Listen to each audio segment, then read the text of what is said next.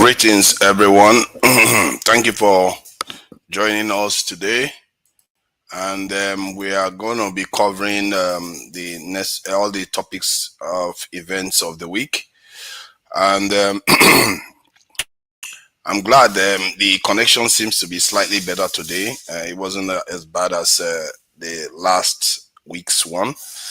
Um, so, yeah, I think we are going to be delving into other topics like the issues that resulted from Natasha Akbuti's um, ministerial hearing and how she was shut down, and also ask the question whether Ajeokuta still is dead, whether it needs to be completely abandoned. And then we will also be talking about the 200 soldiers that the US sent into Nigeria. And obviously, maybe some people may want to touch on the Erufai arrest issue. But in the context of everything that has been going on throughout the week, I think the Epstein file dump has left a lot of people in the West stunned, and searching for a way to react. That said, the context of this conversation that we are going to be having today is going to be based on searching for solutions, searching for understanding, and searching for better ways to communicate with each other. And we all know, we all have difference of opinion. There is no need for it to become acrimonious in the sense that we start, becoming quite bitter about things. Because sometimes when we take time to listen to each other, we actually do get better outcomes. And that is important that we try to inculcate such a culture of listening to each other. And I'm going to also talk about the different issues that has been raised by other Africans and other people about the state of Nigeria and Black people generally. There are a lot of people that have said that we are just incapable of organizing ourselves. We don't understand the concept of sacrifice. And specifically in Nigeria, that we are acting like spoiled children in the sense that we hardly sometimes want to walk the right way to get the right outcomes. That I should speed incident it's going to be a while before Nigeria really leaves that one down. But that said, we are going to move on, and like I said, this conversation is not to discriminate against anybody. No religion, no tribe, no race, no ethnicity, no gender. It's all about understanding, and conversation could get heated and people can have different opinions, but should never get to a point whereby we try to hurt each other just for feeling pain or somebody disagreeing with you. People have a right to have their own opinions.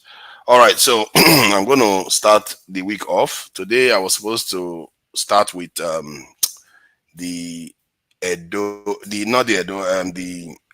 Benue culture, the Idoma, the Tiv, and the other tribes in the Benue area, and they will be going further north. But due to technical circumstances in Nigeria, I'm not going to be able to do that at the moment. So we are going to be covering the Igbo, some of the Yoruba, and maybe the Southern culture. We're just going to kind of get a recap of what the other cultures that we've already covered, since we already have materials for them. But that said, time to get on with some of the issues of the day. And number one is the hearing, during the hearing of Natasha Akbuti with the Minister of Steel. And let me see if I can play the video so that some of you can see it. Let's see, that is the video there. I'll bring it on now. Where is it? It's not coming on. Why is it holding on for his dear life? It's not. The video is fighting for his dear life. I don't know what he's doing. Let's see what's going on. It's not being responsive, which is weird. What is this in playing at? Okay.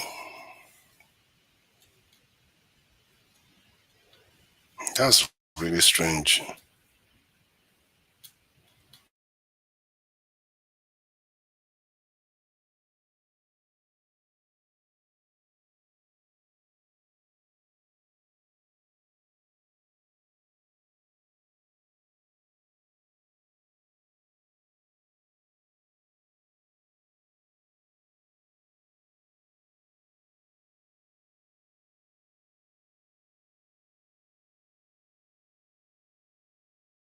Yep, I'm back again.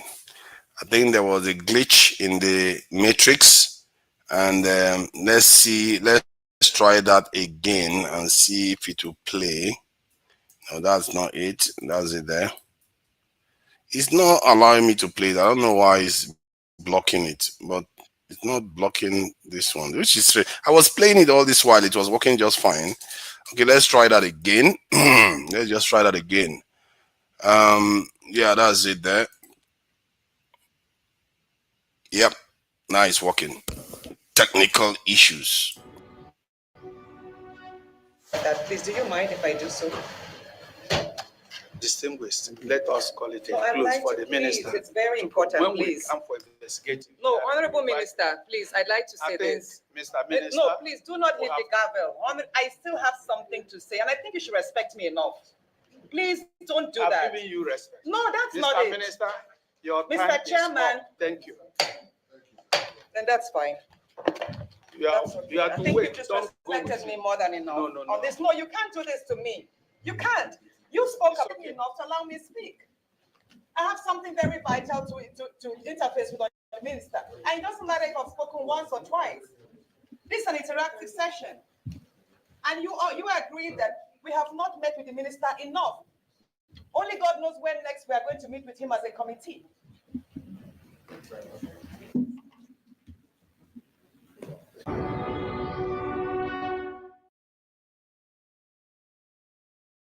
That's one of the videos. I'm going to be playing another one of this man.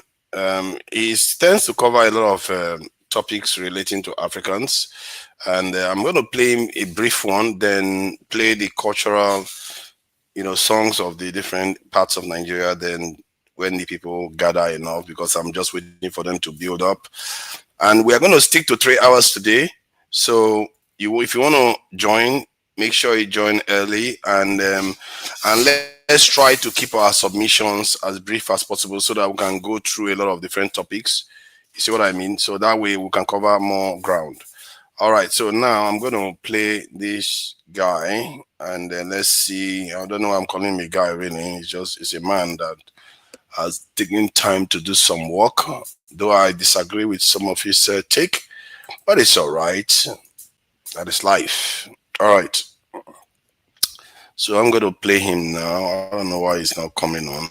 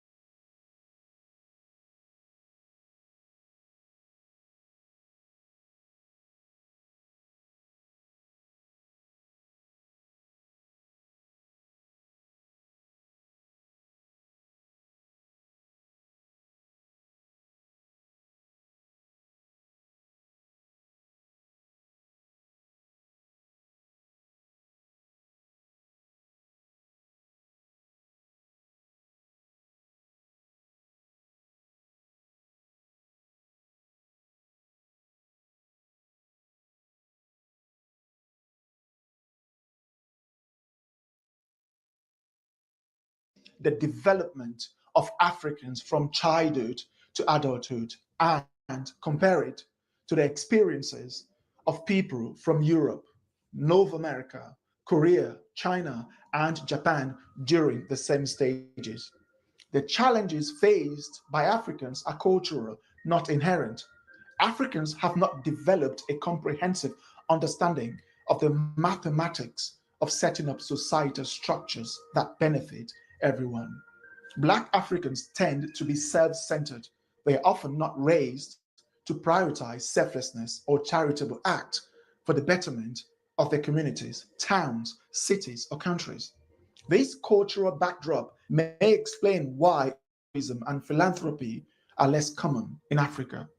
Let's focus on Nigeria as our example.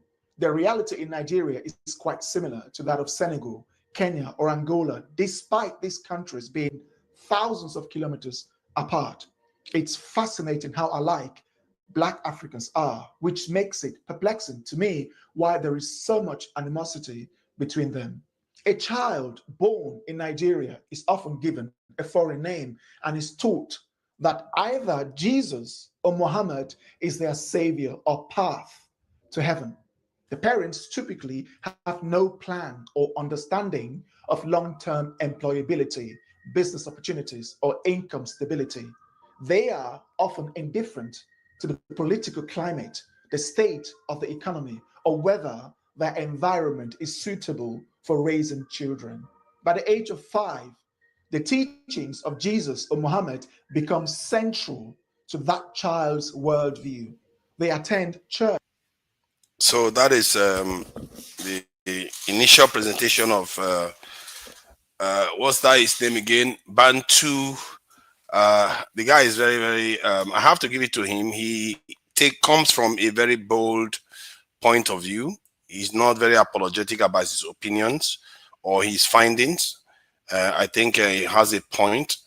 But sometimes I think he goes a little bit too far. Bantu City Diaries, that's him. I hope everybody goes and checks him out. He's done some serious work that I think is what this thing, watching and learning from.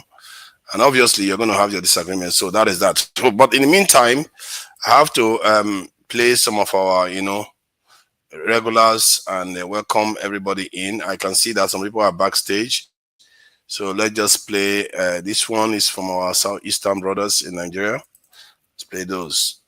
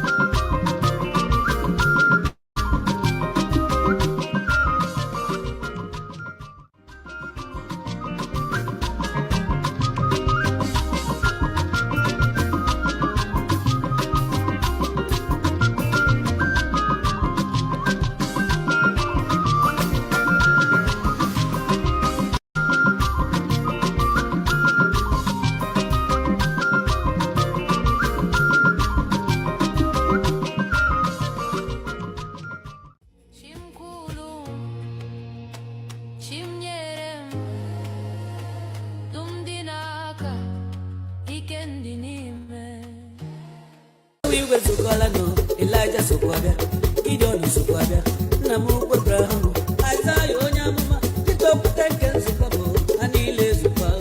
Anto, Alva, Enweronye mabweba, Ide, Enweronye mejewu. Come on, Anya Pano, yeah, I have a canoe, Kanga, and you do it, yeah, you keep him on, kill him, yeah, you kill him, yeah, you kill him.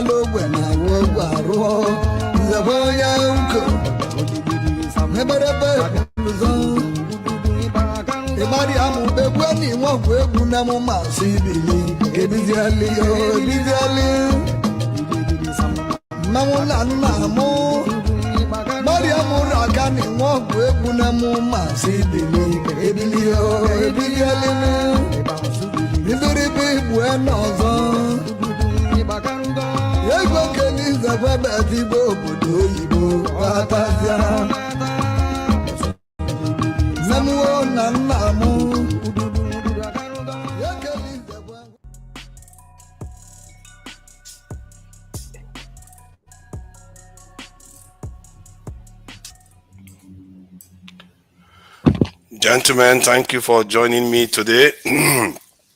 Man, my connection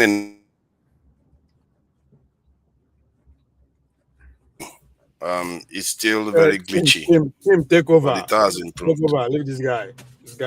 Yes, if I drop out, Chim, please, keep it going until I get back in. This guy, okay. Oh my God. Let's see how it goes first. You're moving around everywhere. I don't know what's going on with you. Okay, so the question I want. Yeah. Can you hear me? Yes, we can hear you, but you keep freezing. You freeze in and out, but we can hear you. This connection is being evil. I can't hear anybody. Go on. You know what, Chim? Ask the question about. Why you go tell Chim the question when you go ask? You see? What question you want make I ask? But Chim, make I say thank you. I say it on comment section. Maybe thank you for actually pushing back to some of not be everything they apply geopolitics. One the guy was talking about women riot. If you ask him waiting happen, how it happen, when it happen, no. But because he hear somebody use them, you don't know why that person use them, you can't repeat them. Like it's so obvious that everything you say, you hear them from another place. So that's why when they push back, you go begin shout. So are you, I hope you're not referring to me, OJ. I hope you're not referring to me. I don't know. Okay, Omori, no. Hey, can we not come here and start That's fighting? fine. I don't want you to talk about me. I won't talk about you. Don't talk about me. Omori, You're not what me. Make I not talk about you today. Na lie. Okay, it's okay. Na So, lie. forefathers, go ahead. You're back. We can So, hear you. You understand? When you push back on what that GD premise is, you know, see as a because EU is talking about you need outside help for a revolution and a riot.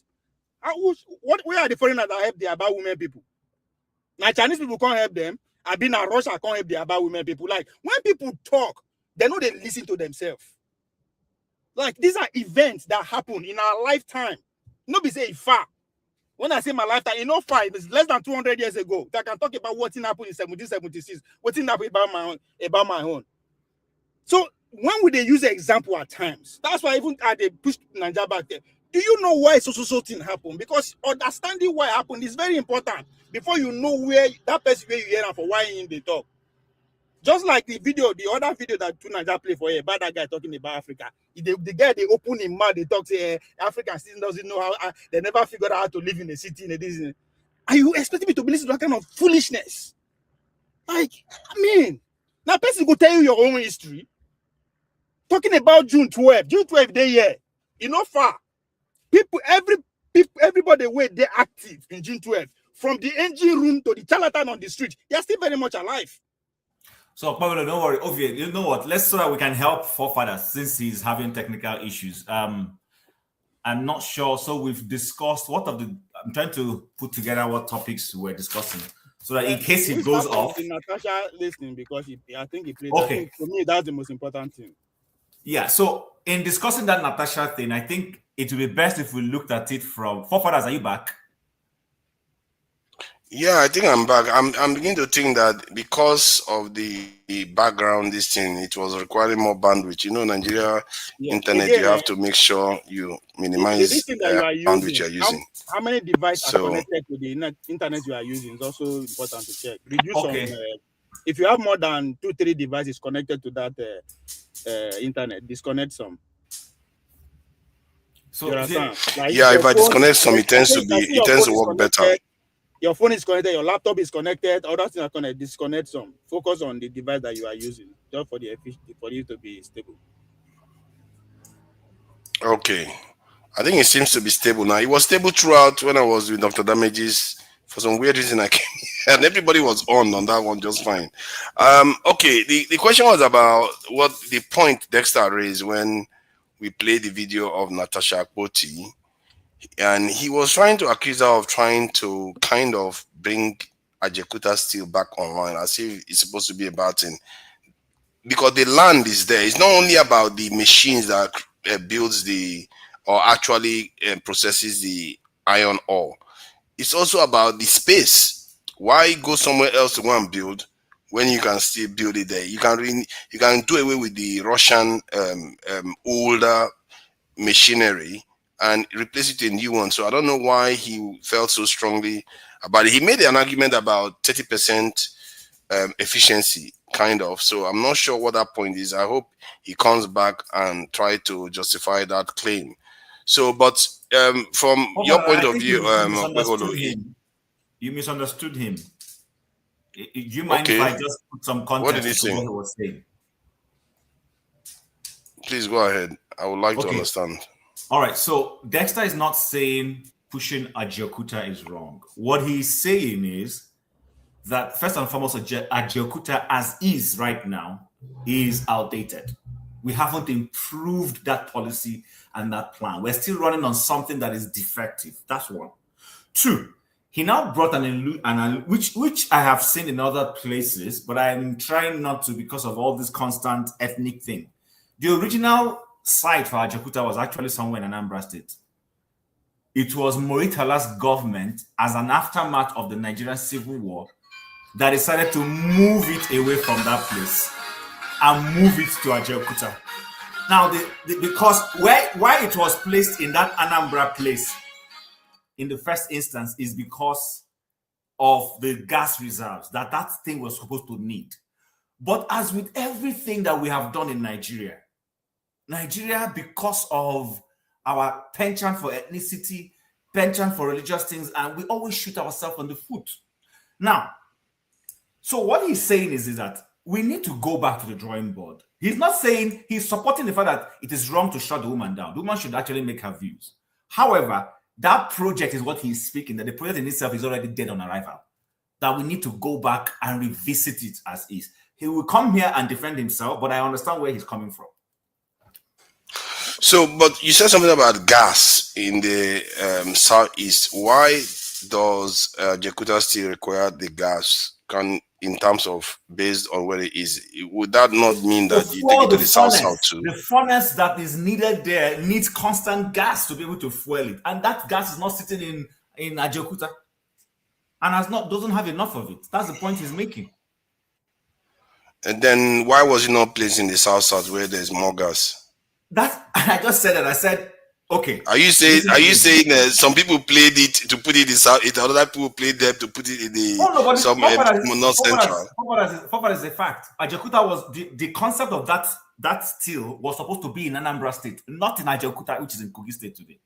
They moved that thing as a result of the war. After the Igbos fought that war and lost, in quote, the idea was do not reward these people who lost the war by citing this thing there. They moved it to that other place.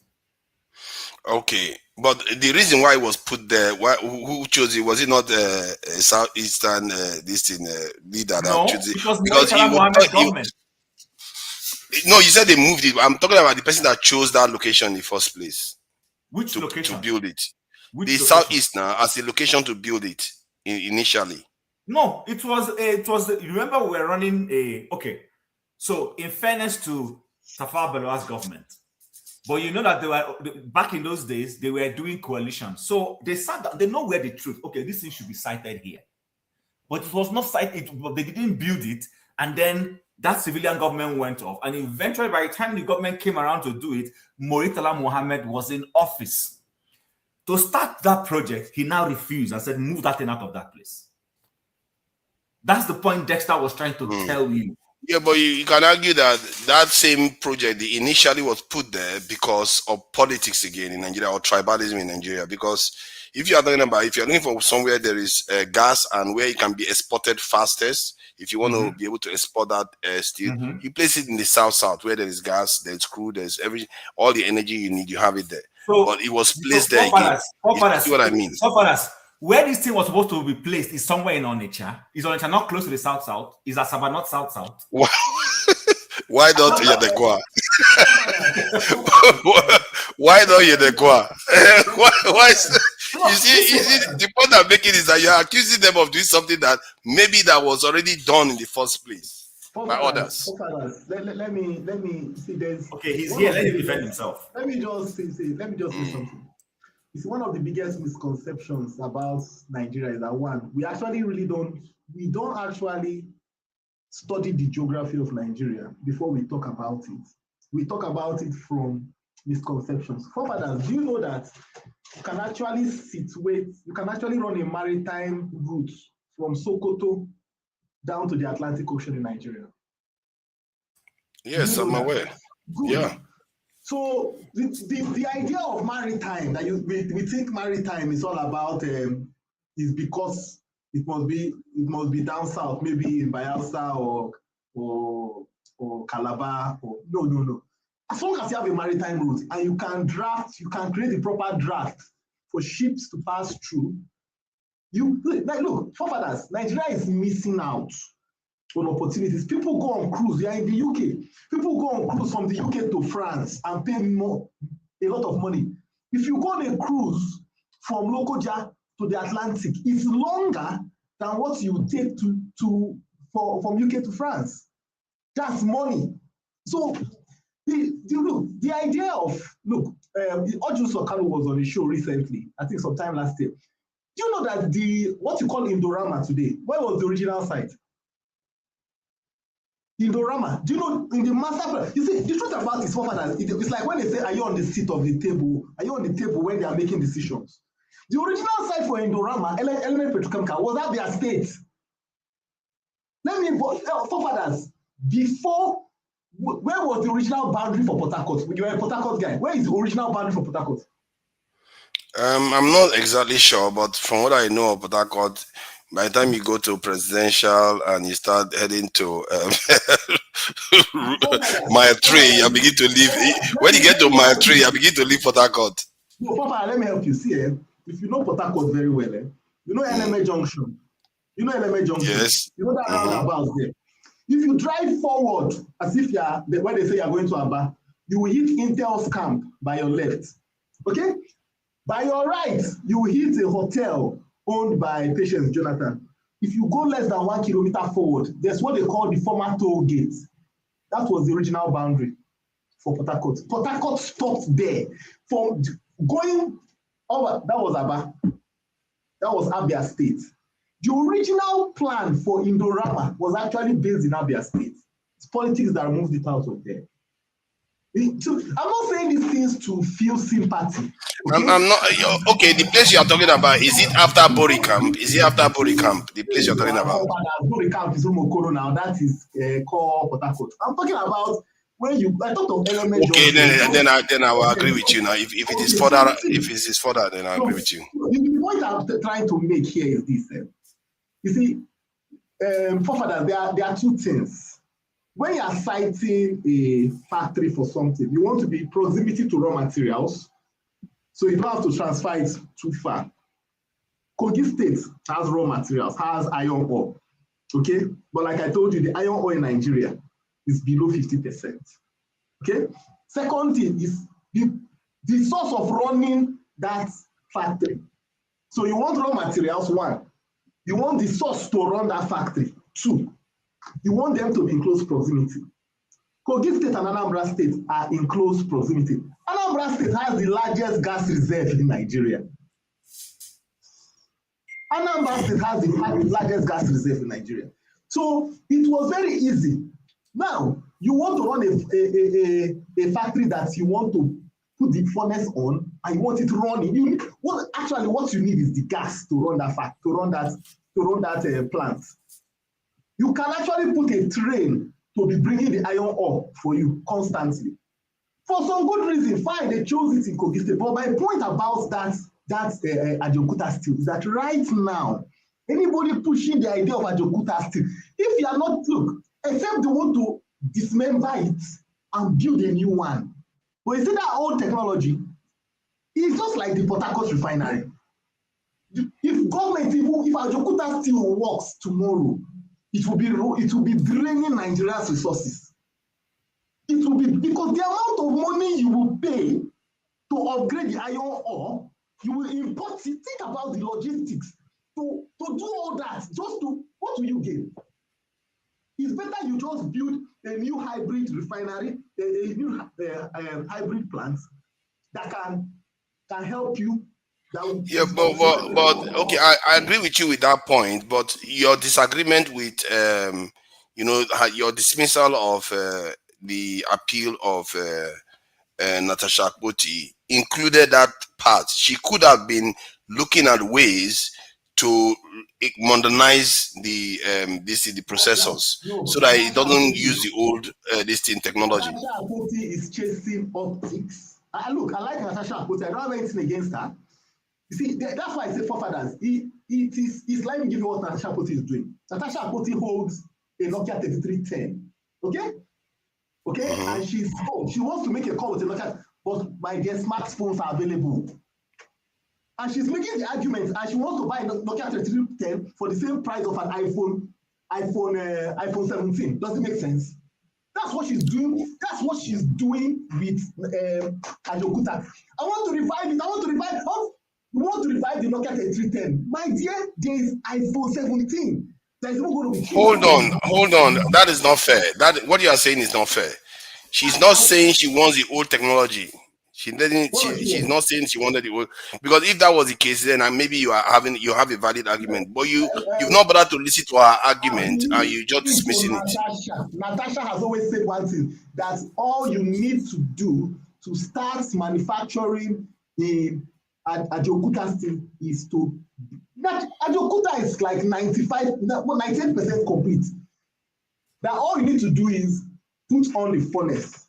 And the moment you put on the furnace, you don't put it off again. It will be producing for the next 10 years.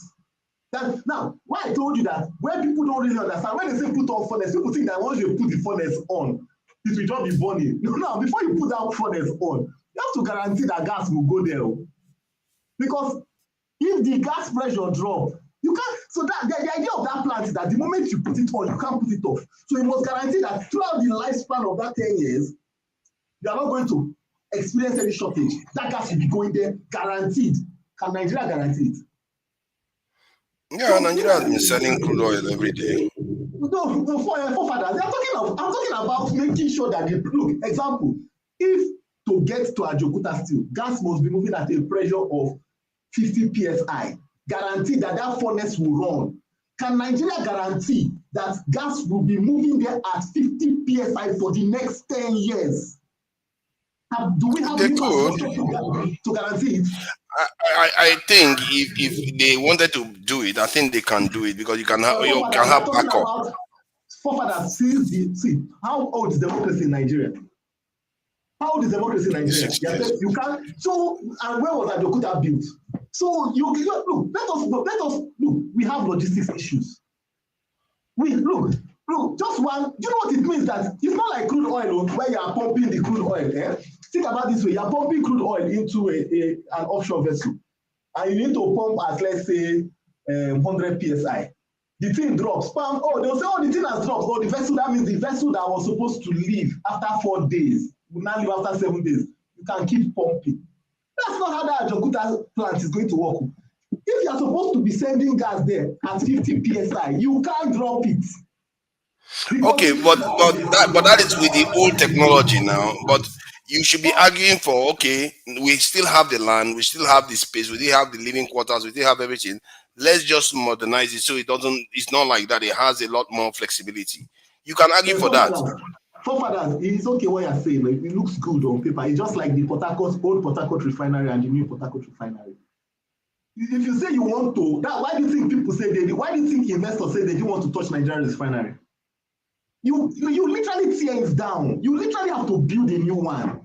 So there are some things that you say you want to modernize. Look, if you want, you have to first agree that right now, then Ajeokuta has failed. I like Ajeokuta, but you have to agree that okay, that infrastructure we had before, first of all, we have missed the ball, so money has gone. And don't forget, people are using this thing to make money. Number two, the iron ore, you have to make sure Ajeokuta is economically viable. Not where you are going to be importing 70% enrichment.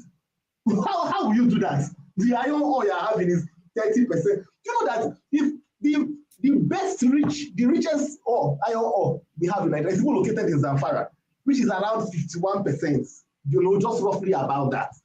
So when you look at it, we have to remodel the whole system. If we are still thinking in the euphoria of when we were carrying oil money back then, because that's how Ajeokuta got built. You have so much money from oil and you say, let us industrialize. We need steel. And we pump money inside there. It is not going to give us back the amount of money we have put in there. So we have to stop thinking in the 70s, in the 70s and after the war where we just had money from oil and we can just be pumped. We have to now start thinking of wherever we're putting our money inside, it must be profitable. Sorry, Dexter, can I chime in? Let's bring Chim in because he was the one that started it. That's why I gave him so much time. But please go ahead. Okay, I'm just going to be short so that others can talk. One thing I want to say from my village, I didn't see Ajeokuta, so I think I am closer to that place than anybody here.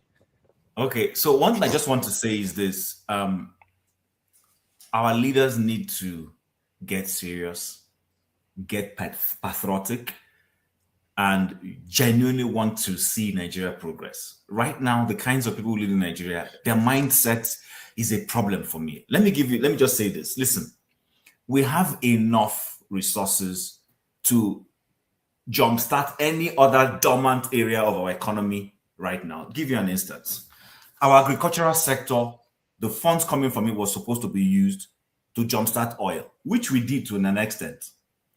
when the oil boom came, the oil boom should have been a boom that would have also given us the impetus to jumpstart other areas, all these other solid minerals, jumpstart things like creating hubs for tourism, industrialization and all that. We don't do any of this. And all of a sudden, when one economic growth declines, we start struggling. If you go to other places where people genuinely are doing things, you will see, let me give you answers with UAE. UAE has oil. Abu Dhabi is where the oil is. The Abu Dhabi part of UAE used their progress to fund the what you now see today in Dubai. It was oil money that they used to build Dubai, injected into their building infrastructure that they now sell to the whole world. People come buy properties in Dubai, but it was money from oil sector in Abu Dhabi. This is how you complement each sector of your economy, every part. We haven't done that. What we have is leaders who think in the Yakubu Gowon perspective, Nigeria's problem is not money, is how to spend it. This mindset about just spend without using it to jumpstart necessary things needs to stop. This Ajeokuta, if we are serious, we can use oil windfall, if we still have it, to correct it. But the leaders are not thinking that way. It's a problem. And so for me, there are a lot of subsectors of Nigeria's economy that are just sitting dormant. Look at this so-called precious metals that Dele Alaka is sitting on. I don't know what that man is doing there. I'm not going to blame 100% people before him. What did they do? What we're doing is that particular sector of the economy is being illegally mined. It's not being mined for national interest. Tell me, what is the contribution of that sector to the GDP generally? In something that we can tackle. It's not this that Chinese are coming in and freighting away for free. So I think, in summary, our leaders need to wake up. We don't have people who are sitting down and looking at the larger picture. They don't have a bird's eye view of how to move Nigeria. They just people just have some myopic perspective of, let's just pinch here and pinch there. There's so many things we are leaving dormant. So what I think is, when it comes back to Ajeokuta, I just think my limited knowledge, which I will admit, I haven't followed so much about Ajeokuta. I just think something is wrong with that particular part of our economy. They need to sit down and correct it. If it's not, it will just become a perpetual drainage on our economy. We keep injecting funds and we're not seeing the results. Yeah, see, and I just checked the purity of the reserves of iron ore in Kogi.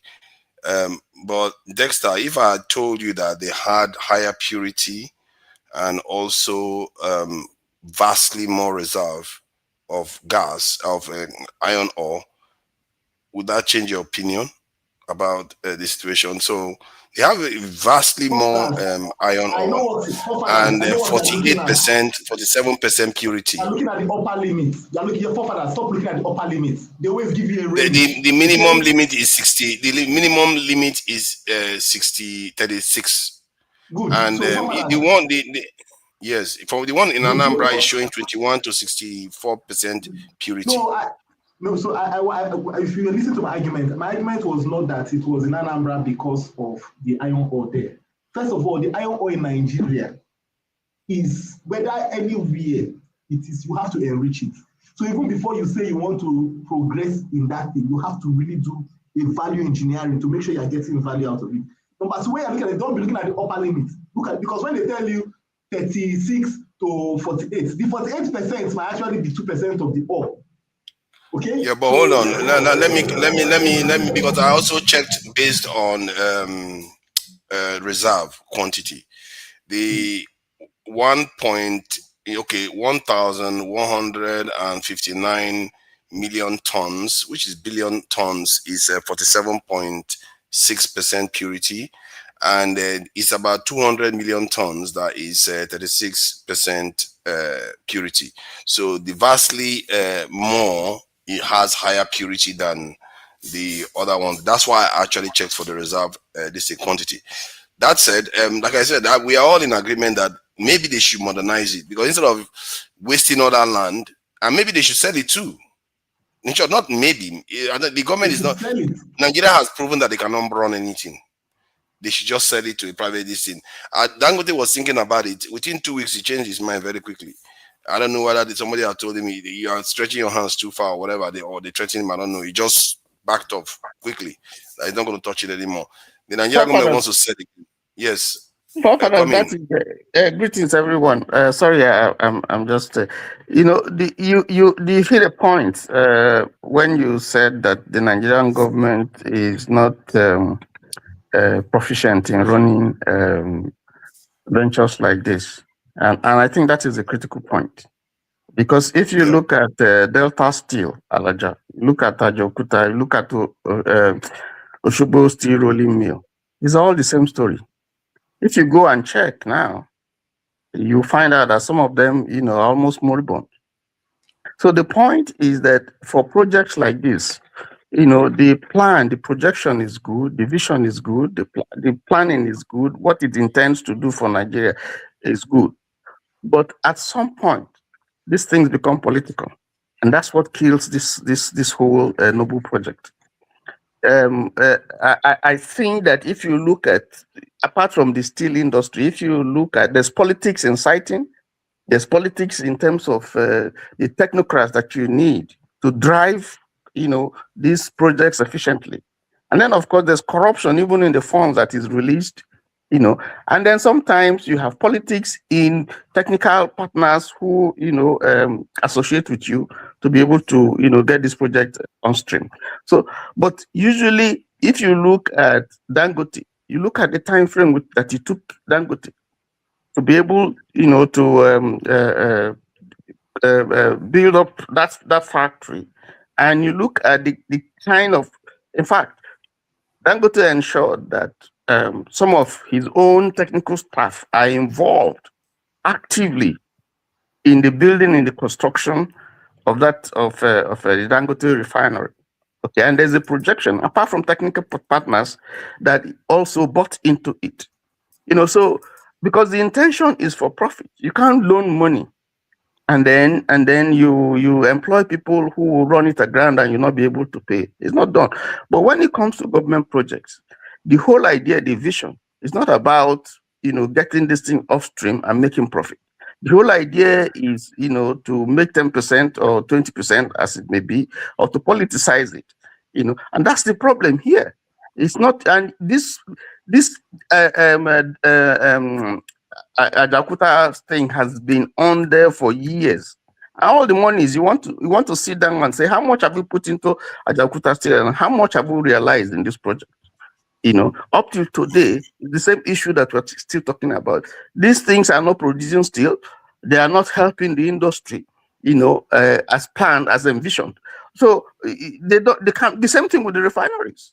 So it's the same thing. And I don't think it was also fair to kind of malign Natasha that she's just chasing, camera or something like that, because I don't mind if you are chasing camera to do the right thing. You should be on camera if you're doing the right thing, really.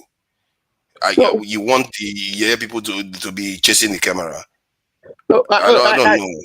I'm not. I was the one that put that thing when we're doing ranting. I spoke about the behavior of our leaders and the political class. The way they speak and the way they trash out issues and so on and so forth. But you see, apart from the conduct, which I think was below expectation, you see, if the Ajeokuta Steel thing is something that Senator Natasha is passionate about. But you must come to a point, yes. You must come to a point where we need, it's not only where she is pursuing it, the one in my state, nobody is pursuing it. Delta still, if Paul is will tell you the whole place is overgrown with weeds and so on and so forth. I don't know the condition of Oshobo still rolling in, but I know it's not rolling out still, So, but the point is that she's been passionate about it. But my worry is, how much have we put into this project? And what is the benefit? Cost benefit analysis, if you do it, to the nation, it's zero. We just be putting money. We're not getting anything from it. We're still importing steel from Ukraine and from It's not zero actually, it's negative. Yeah. So what's the point? So zero is a compliment. He's just been taking money from us, not giving us anything. So, and then the technology is old. I'm not an expert in that, but technology is damn old. I think it was the Russian. But what do you think about having it upgraded? Because the land is there, the space is there, the raw materials are there. If Nigeria is to get back on its feet, sooner or later we will need to build a steel plant. It might as well be in the same location, just replace the old technology with the new ones. Is that not viable? Sell it to somebody that can do the job.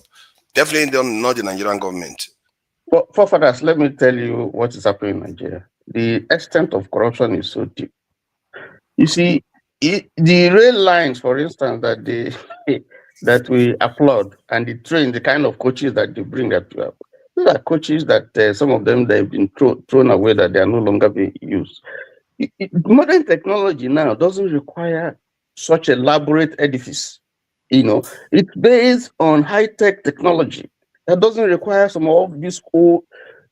How do I put it? You see, there are technologies that. Okay, let me give you an example. Let me give you an example. For some years I was into electronic security. I had a company I was running.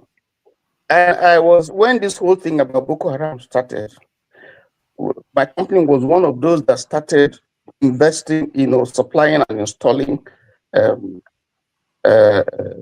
remotely controlled explosive detectors to protect VIPs. I was protecting governors, I was protecting VIPs and companies against remotely triggered IEDs, because it was becoming rampant. You can use the phone, you can use any remotely controlled device and trigger a bomb. Unlike what it was, when it was hardwire, that doesn't exist. Now, so if you look what is happening, if you look at the hardwire thing, if you had that system, okay, you had the hardwire device where you have to lay cables from one point to the other, between the transmitter, the remote, the transmitter and the explosive itself. It's difficult, they will get you. And then, of course, it's going to be exposed, So you don't want to do that, because now modern technology makes it, eliminates the wiring process, where through wireless systems, using any kind of backbone, satellite, you can use various types of this thing to transmit the signal. So then you can detonate it within a particular range. Now, there's no way you can upgrade the electrical one that you were using before to do the same work that the modern one that that is non-wired is doing. You can't. The technology is different. So how are you going to upgrade it? It's not possible. That is done. By removing, no. My point is that Ajeokuta still is more than the machinery, that the furnace. You can remove all the furnace part of it, the structures, the main buildings, the quarters and different areas. You can still maintain them, but just replace the engine. Like in your own case and your analogy, if somebody is using cable system, you can remove all the cable. Is that how you're going to argue with everybody today? Other people are waiting. Is that how you're going to argue with every panelist? Let them have their submission so they can go around. The mistake that was made is that not everybody. We are trying to get to somewhere. You see, I know you came to vent. Yeah, I think my network is not okay. I don't know if you can give me 2 minutes so that I will just leave, please. 1 minute or two will be okay for me. Calm down.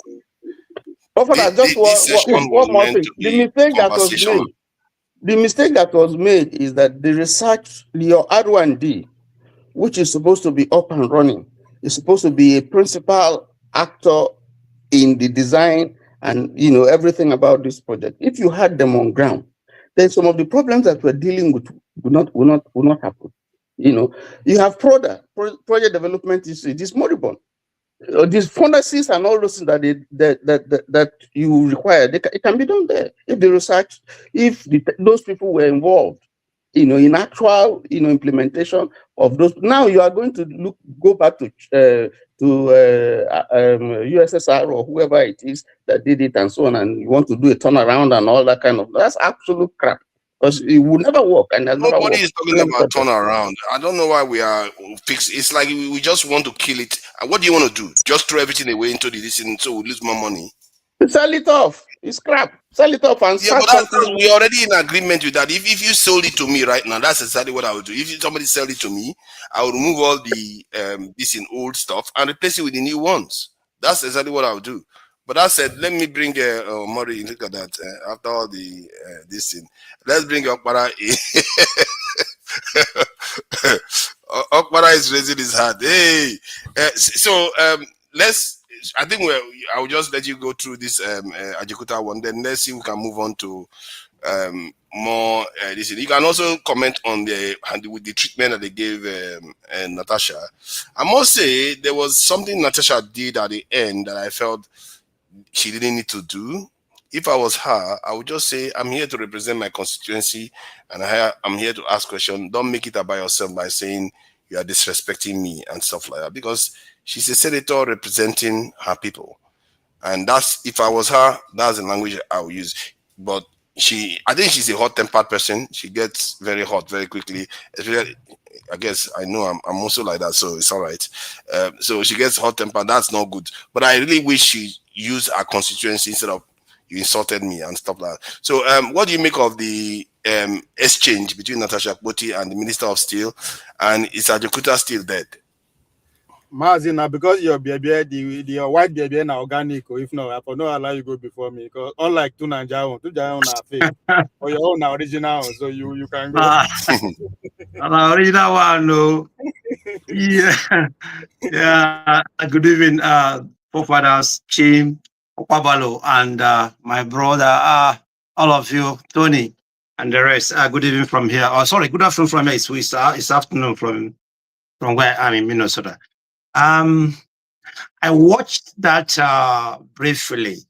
Honestly, I am not interested in those Nigerian stuff anymore, because you learn nothing from them. You only, when you watch them, you become more disgusted, you become more agitated, you become more angry with what is happening in Nigeria. Particularly that lady, she has problem with her, her colleagues, since her saga with what do you call him now, the Senate President, Akpabio. I think since then, all of them are cooking for her, so they're not happy with her, and they don't respect her at all. And I watched it briefly, that's what do you call it, panel or what, and the way she was handled was unfair, because they didn't give her the chance or the opportunity to speak about Ajeokuta still rolling mill, which is in her own consistency. Actually, she's supposed to be the person asking the question, because that is her, that that collapsed, outdated company is in her constituency. That's what I want to say. I say they didn't allow her to speak. They disrespected her, and Nigerian men, when they see a woman who is more educated than them, who is more intelligent than them, they feel intimidated. That is typical Nigerian politicians. They can't have it. This happened when Aroma Ote was Nigerian exchange stock boss. The way she was embarrassed, the way she was harassed, that's exactly how macho average Nigerian politician is. They don't like intelligent women. Sorry. I don't know if you watched the video fully, because Natasha spoke for a very long time. Watch the video. She spoke for a very, very long time, interrogating the minister. She did.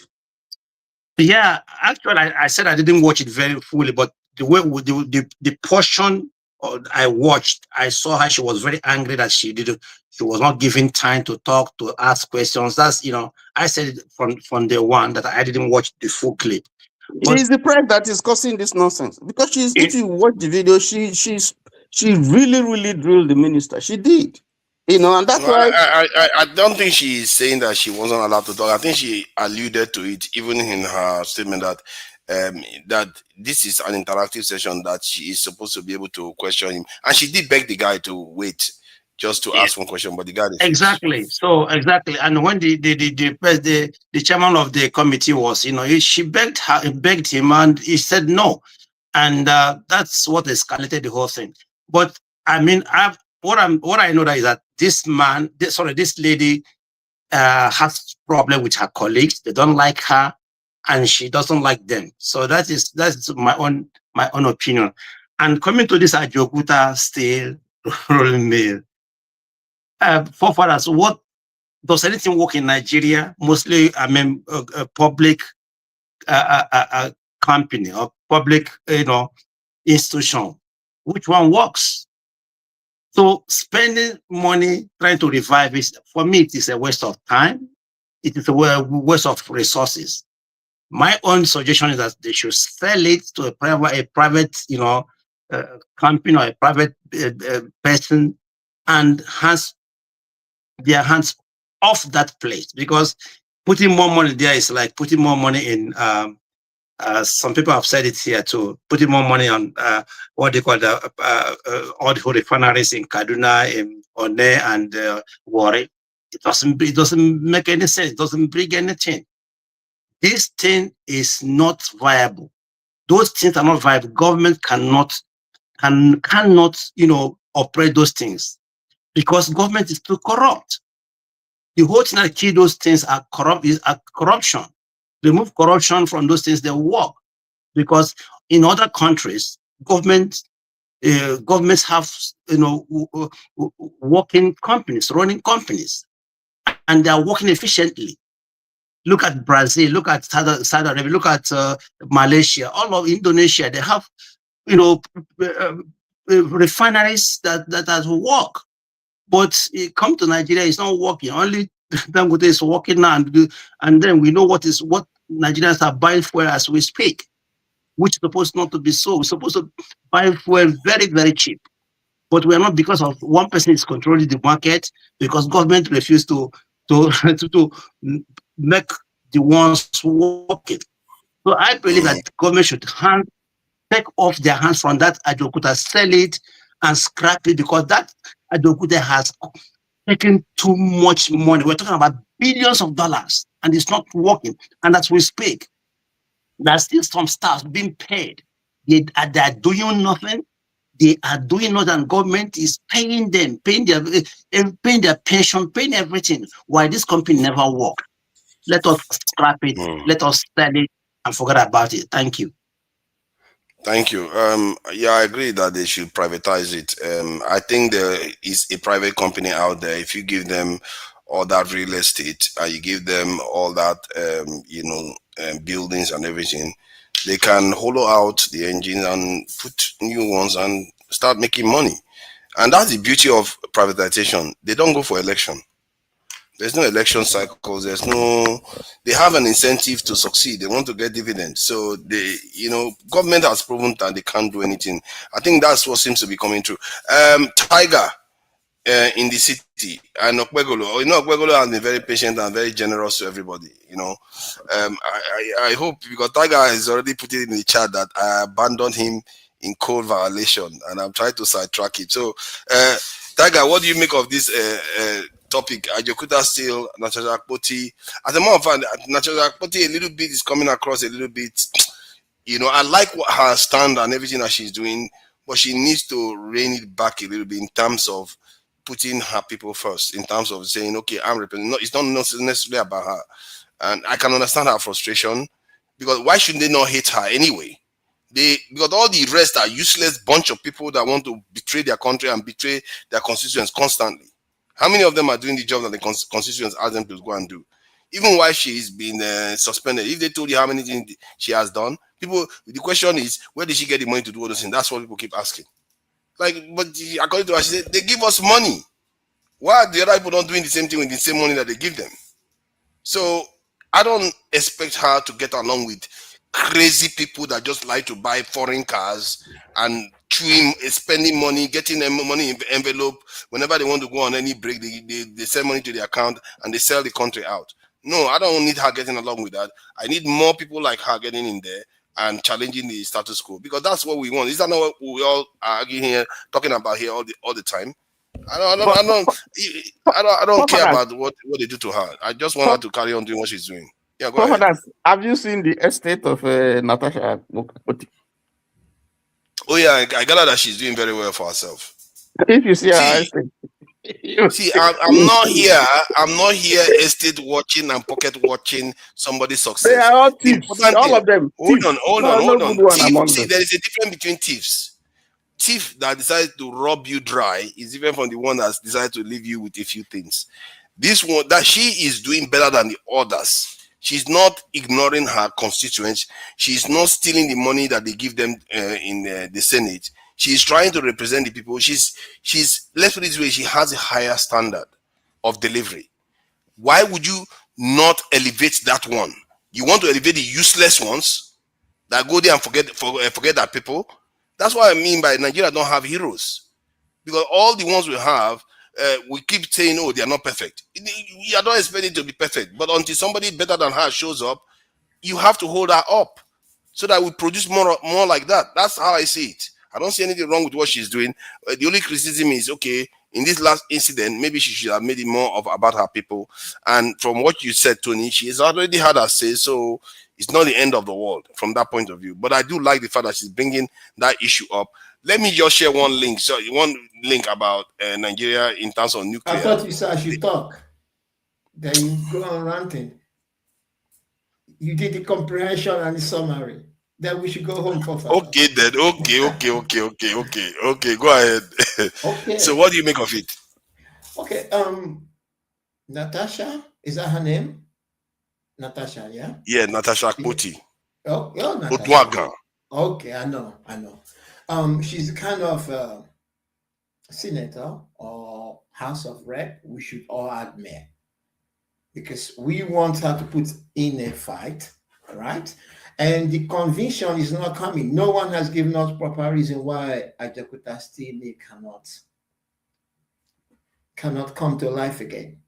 So there's no that economic factor or any other factor given. So my proposition is this: we need sustainability. Any form of industrialization, without steel, no country can industrialize. And the reason why USA is afraid of China today is because China got industries. Should they go to war, America will not win the war because it needs industrialization to win the war.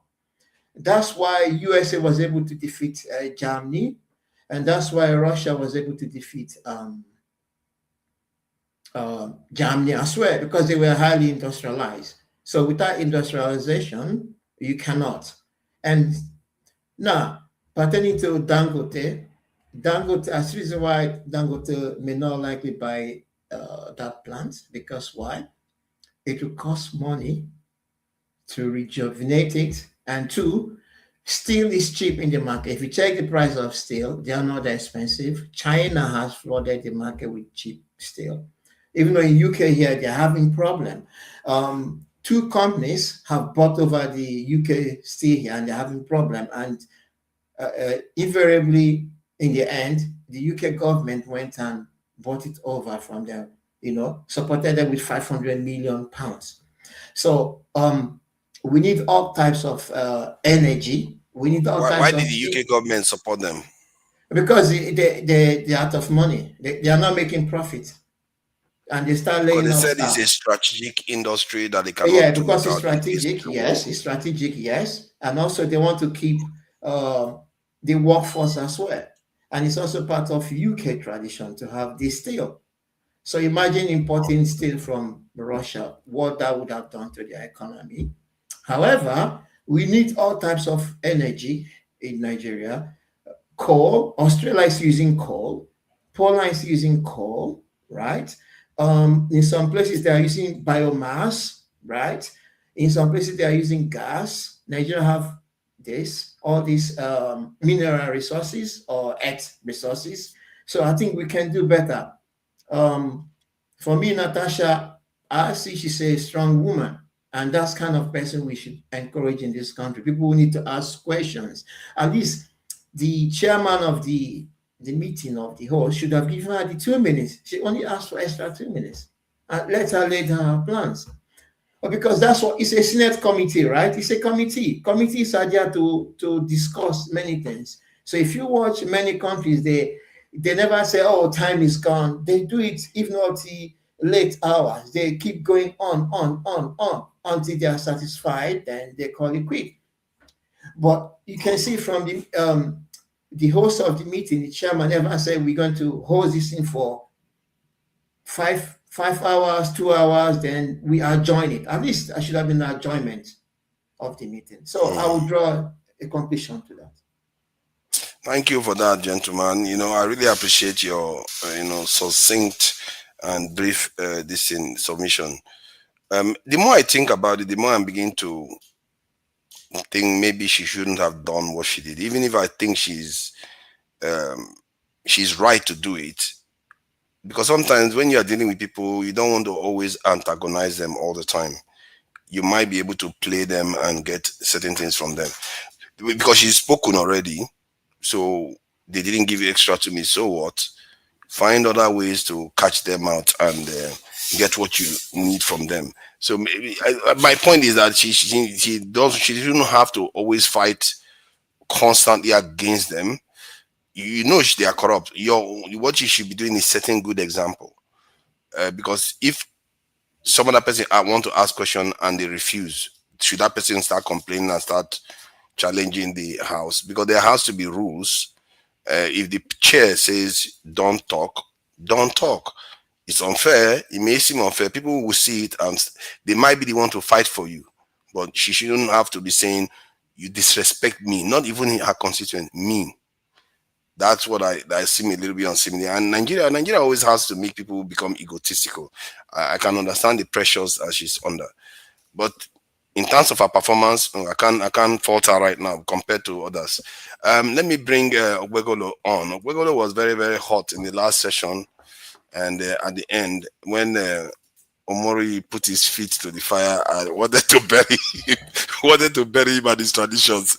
What Omori he said there was a bit low blow, but because to condemn Ogbegolo in the sense that as if Ogbegolo doesn't know about the intricacies of these things. That's why when I see him doing all these things, I know that he's doing them, but he also still understands the other, issues. And I didn't think that it was merited, but hey, everybody has their own thing. So, what do you make of this Akpoti's issue? Should they sell Ajeokuta still to a private, partner or something? Great everybody. More than overs. My supplier don't want me to say if I do like that again, that would be the end. So I don't calm down. Tiger, I thought you look more like a tigress. You are not a tiger for the way you sound. Anyway, Ajeokuta, as a Nigerian, we need more. We need 10 to 15 Ajeokutas. Because the reason why Ajeokuta was bettered was to kick off our industrialization. As at the last time I checked, we are more an agrarian society than industrialized, society. So we need more. We need like 10 of that everywhere. If pipe fit take oil from Niger Delta go Europe, I see no reason why. Where me go fit jog go from Imo State to Ajeokuta, where I go fit jog on a good day say we cannot connect gas we could day. So I don't understand actually where we are headed. We need more and we can get more. Now why they stuck on this one? It's the normal thing. It's pretty much it's politics. Politics as we speak. First of all, if you come in as a government, it's also a racket in any way because not there to the make. But if you come in as a government, The first thing you do is say you want to give it out for a contractor to bring it up to par. Millions go. Now, foreign companies. So the last time we then pay debt is about $490 something million. Because if I come now, I give Chim the contract. And the last guy will come before me, now forefather I give. Forefather go say na lie, that thing no go start until they balance and Chim no will start. So you see, so that one is a problem. Where is it now? We will solve that one. Then two, the interest, outside interest. Nigeria spent close to 4 trillion naira annually for steel. So again, if that guy did supply Nigeria and Tony did supply Nigeria, I don't think you want that thing to stop. You don't care. You don't want it to stop. That are cool, though, they constant. Then outside interest, who will do everything they can to make sure their own business stands. To the internal interest. I mean, 4 trillion dollars. Now Nigeria they go important now. Might die, may make my business stop like that. So these are the intricacies that the reality that we face today be that in that Ajeokuta and adjustment and every other pretty much project you want of that nature big that you want to factor in. So now, because all these things they feel happen because of the way we run our election, right? We credit Tasha for being a billionaire. That's why she they do what they do. But again, we don't sit down and think, how many billionaires in Nigeria? Does that mean that's it? What am I trying to say here? When our current four republic is done, they reach almost 25 to 30 years, don't mature. What do I mean? When Obasanjo come, people will bear me witness. 1999, they go beg people to go and contest. They will go big companies, director, resign, come and contest for also position, come and take also position. Them Jerry Ganas, they are all lecturers. That was what happened at that time. Before Obasanjo, after Obasanjo finished, the local guys, the local players, saying Allah over their dead body. If you know work, you know go chop. We can't be running around doing campaign, do this ballot snatching, do everything there. You can't go bring one person because they get one stupid degree for Harvard. They can't the big commission minister of the economy, this and that. They say land and no go agree. You have to work. Now, waiting that one produce, how many ballot paper can you deliver? That means if you go deliver result from your constituency, you win. Once you put yourself, well, you are in. But we have passed that era. This is where Natasha money comes in. And this is where those interests that I highlighted come in. They talk, everybody they talk of Nigeria. To be a senator, you are billions, you have to be a billionaire. And we know Nigerians are not billionaires. In Naira, all those men, where would they see? So the question now is, how then they get money when they come? Who they sponsor them? It's no longer say they go bring up because you get brain or you go hustle to get in. Now you have to pay for it. This way, this external interest they come in, they sponsor candidates. So what you see played out, nobody say Natasha, just come out because they disrespect them. No, she don't reach the room. These men are not speaking for them, they are speaking for special interests. Bigger than her. So now the style where she just use. So we as Nigerians, that should be our concern. Now, we vote for them, right? We will say, okay, just imagine that we vote for them. Somebody will then appoint who can they do agidi. That's a big problem as far as I'm concerned. So you have to look at it to understand where we are today. That's why I thought we can insult all these men all we want. They are not stupid. They know exactly what they are doing. Because when I asked Prince last week, their generation, if they get power, what they go do? He said, oh, not leadership. Let me agree with him, that leadership problem.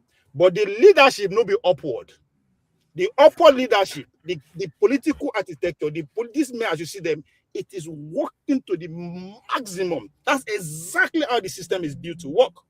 to serve the few. That's this is why I know they talk, and that's the American democracy that we adopt. That's what it's about, to protect the affluent. If you go back to the beginning, only men will get property the vote. It is still what is at play. So if you saw the word leadership, where I fought them, now leadership downward. If the democracy we are practicing is about the people, and it's true, the power belongs to the people, but the people need to be organized for them to be able to use that power, which is where organizing comes from. People don't bring changes. Organized people do. If we are, or if those people change their leadership downward, organize the dentry drum, the majority where the number is, I swear to God, they will not go and be protesting for electoral reform. They would rather direct them to protest for what is happening with under Natasha. But again, the danger of what happened during that protest, which people don't know. Why people like me, they say protests know they work, especially when it's not well organized. You know what that protest produced? 209 billion naira. Because thank you. See, everybody's carried away with the protest. They forget that immediately after the protest, INEC bring budget out for the election. How many of us know? See, 209 billion was a mark for what? Real-time transmission. Why he was delivering that budget, he said it that I say no why all this competition is going on. That we don't do real-time since 2022. So what is 209 billion for? Now, waiting to make them come back to house with that. That is the money you guys fought for them to elect themselves.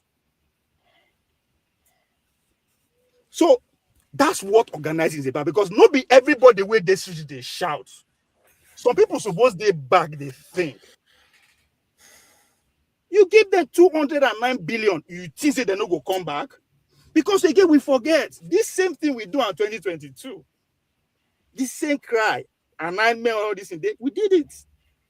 Now the same result we get in terms of that we use both ways, electronic live transmission amount, and I think they tell us, and that argument will stand. So we need to stay focused and actually examine our step, the way we take a jump in front just because few so-called leaders come out. If now the fact say, okay, Okpabio, we know like he has to go, few individuals. If that protest take place in his constituency, I guarantee you it will not come back. Now they go shout for Abuja. Now Abuja say now come there. Now, all these things. So regarding, okay. Go ahead. I wanted to ask you about, so you think we should privatize the refinery? And because Tinubu is looking to privatize, they say they are going to be selling off government assets. So for the life of me, I don't know why they waited this long. They should have sold the refineries a long time ago. They should have sold the Ajeokuta. Anything you cannot run, just sell it off, or partner with others to do it. It's not in Inobi. It's not in we don't have what it takes to say, boy, I make it stop, make it no seller, make it seller. Who want to come? Me because we talk. I don't agree make it seller. Again, you are still missing the point. At that level, there is nothing wrong. You just invest it, they know they work for you. They are not supposed to work for you. So focus on the majorities where the villages there everywhere. Spend time with them. Not them, because depends on the amount of people you let to the poll that will make any difference. These people, when they allow you to the protest at this late hour, why? Because at this point, anybody will won't compete. If you want to write exam, you are supposed to be locked in.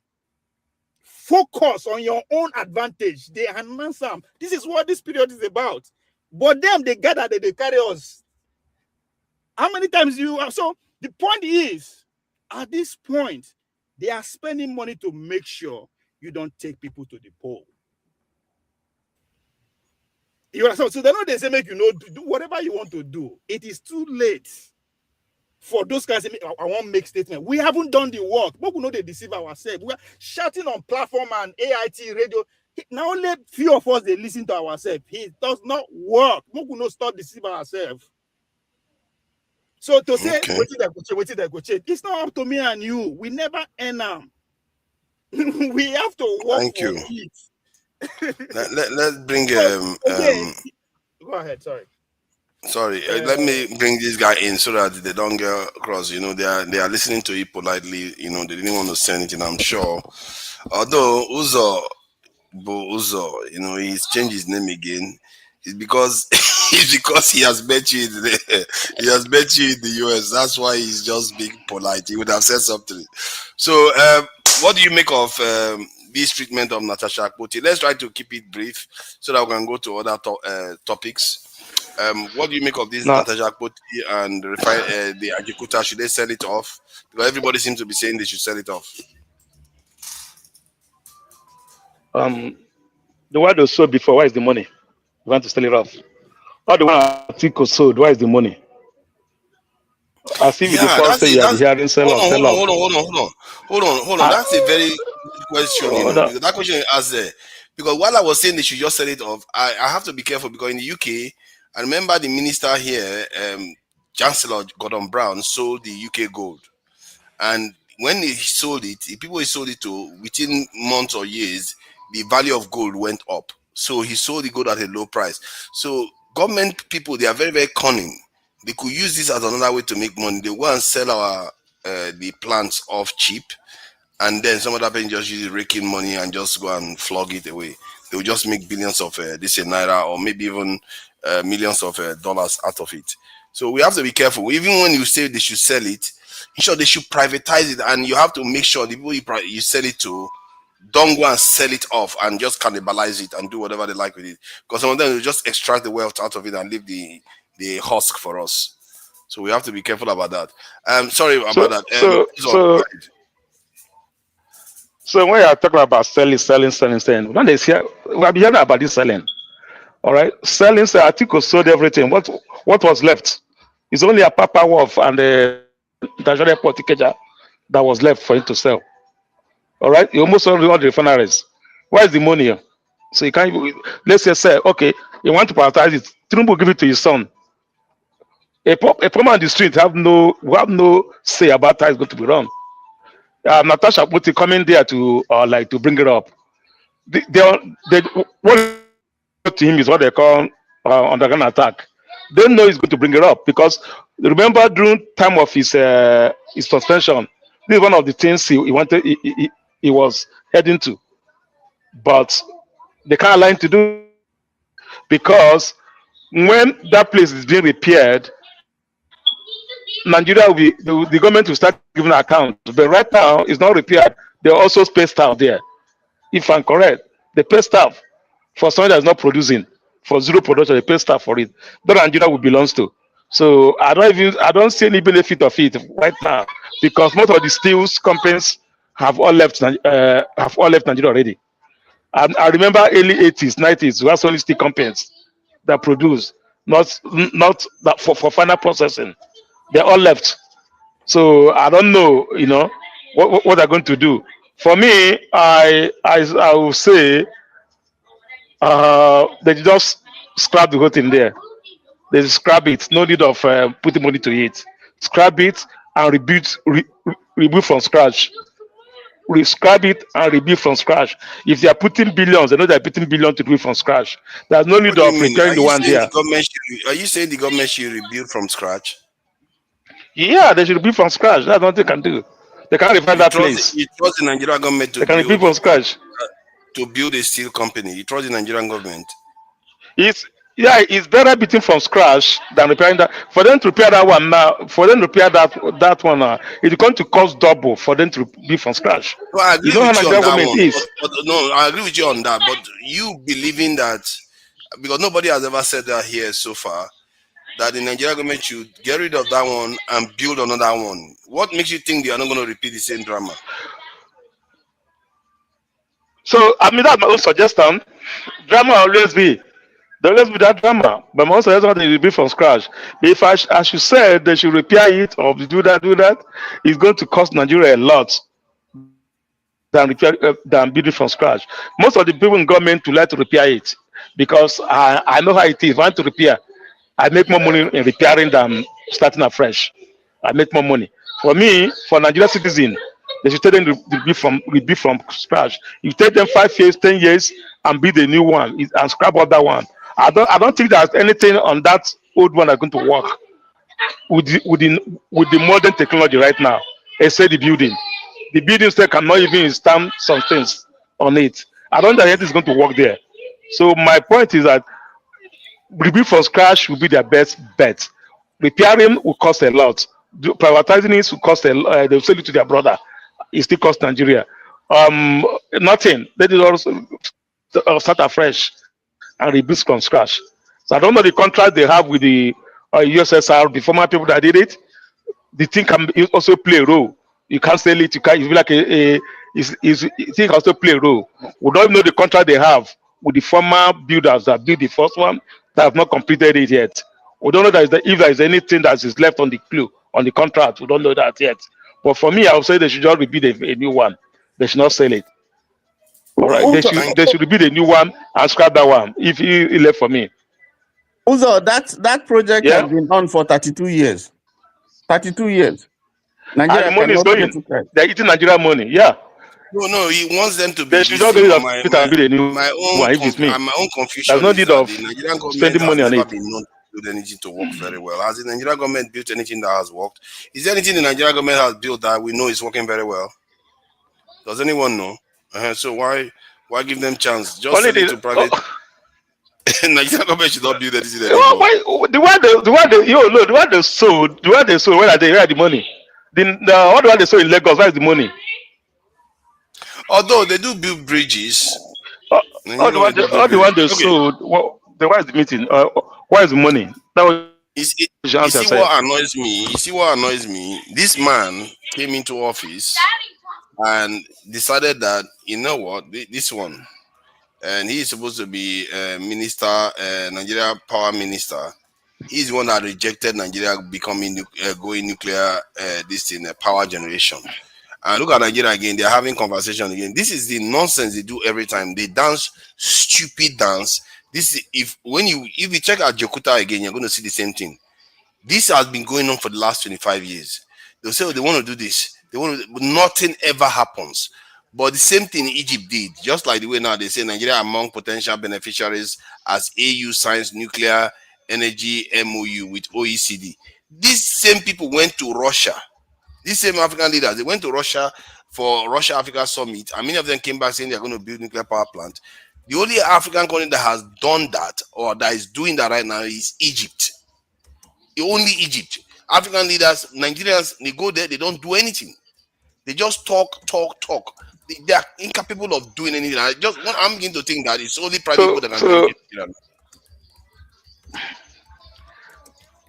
So to Nigeria, as I know, intelligent you are. So you think that the West will allow Nigeria that is half run by a terrorist to have a power plant?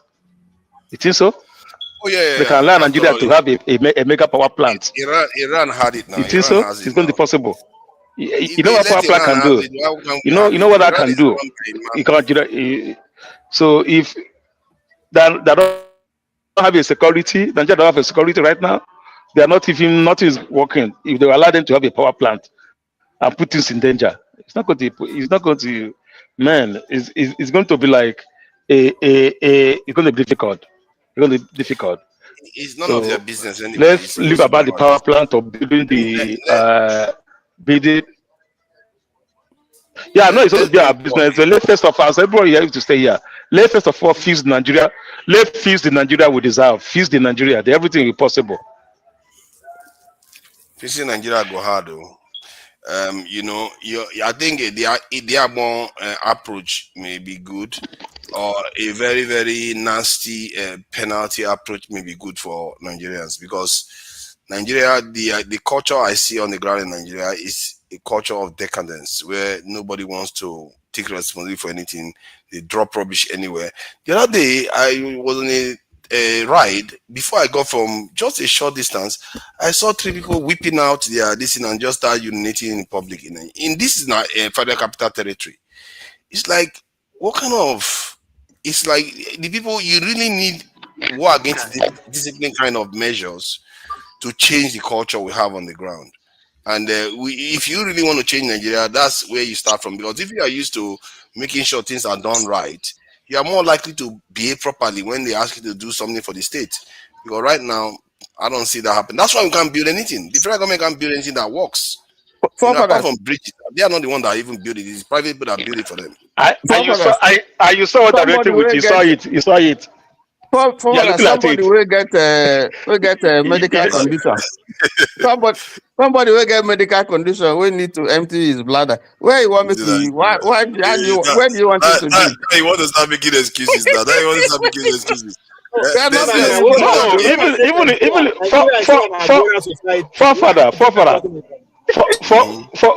Forefather, even the way it's clear now. I don't see woman they relate on parking lots. Yes, it's not the Nigerian problem. America is quite backward. Yeah, they catch you now. If they catch you now, not 3 people in one ride during the day. Come on, man. There are some places you go to, the stench in the air is all about urine and feces everywhere. It's like, why is it like that? Why do we live like animals? Even people in like market. People like you who supposed to teach don't run come up for the country. Who can't do the teaching?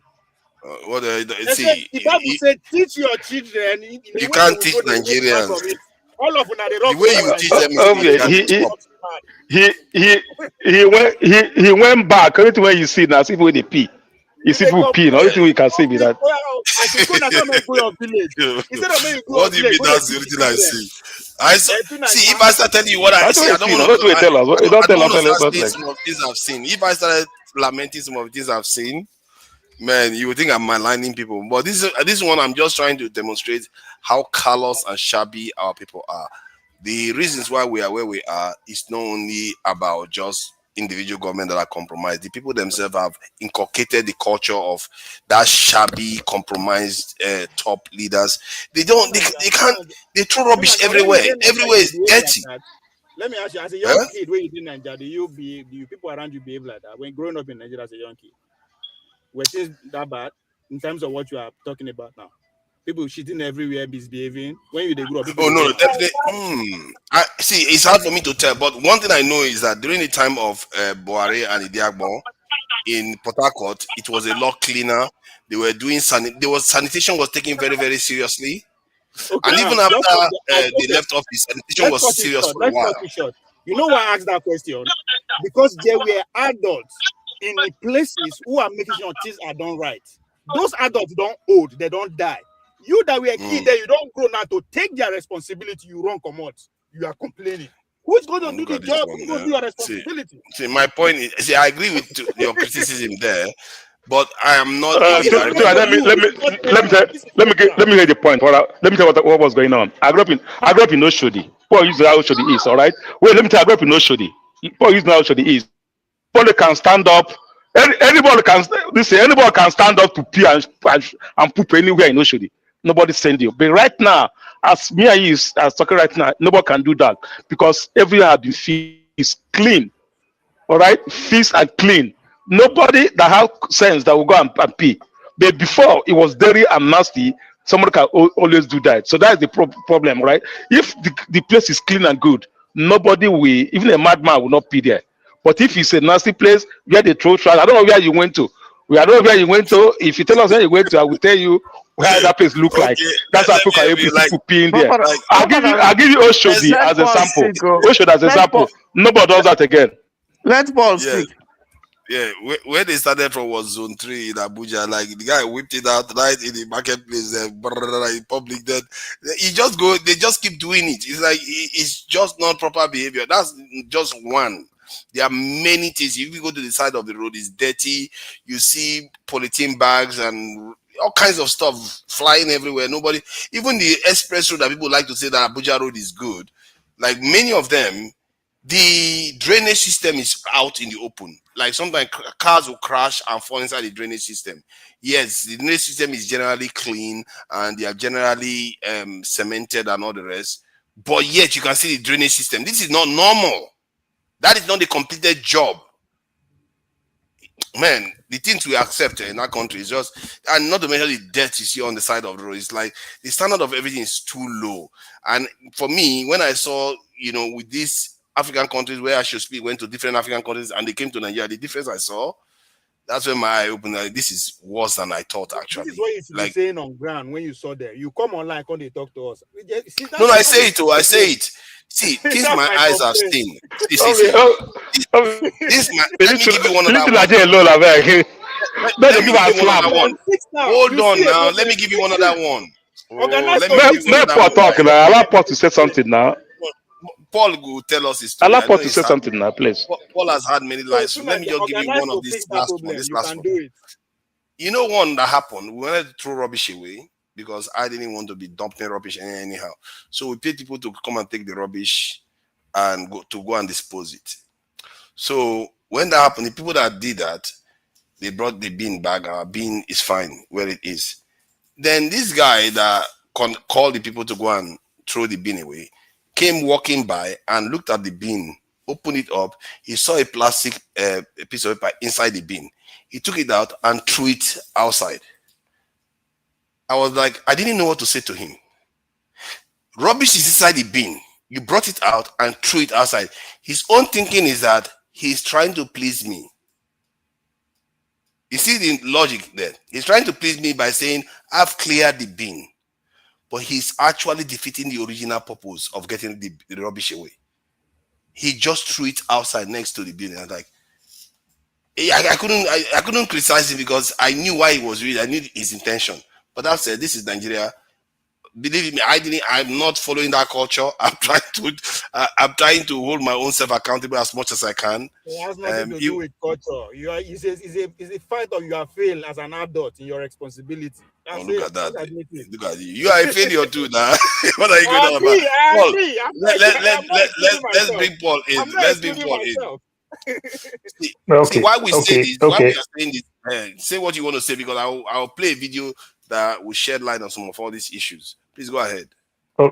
Okay, for further, when you talk about trash, you talk about all those things, it is easy for us to blame ourselves. It's always the fault to blame people, mostly poor people and everything. But my basic education teach me first thing about education. You learn by not knowing it. When kids started going to school, they don't know nothing. You learn by not knowing it. But the teacher teach you to know it, which means that is Singapore today. Link on you. That's why in Singapore, you cannot even take gum to Singapore, much chewing gum to Singapore, because of the Malays people call them dirty people. You understand? So when you put things in place, people follow. So where you go, you see people litter the whole place and everything. That is where government is supposed to see problem and find solution. When government started providing solutions, said, we will never stop, then the people will stop. But when government can't give this small, little thing here and there, then move to the next place and everything, the people continue. That's how it is. That's why today, our LNG to some extent is doing better because it's working more with private sector compared to the way NNPC is today and everything. So these are the things. So no matter how you want to put these things, we pay people as regulator to regulate. We pay people to oversee some of those things. If they don't do their work, the people will abuse it. It's like that. When we have soft teacher, we abuse the class. When we have tough teacher, Mr. Okoro is coming. Everybody sit right because they know the teacher does not give any nonsense. So these are the things.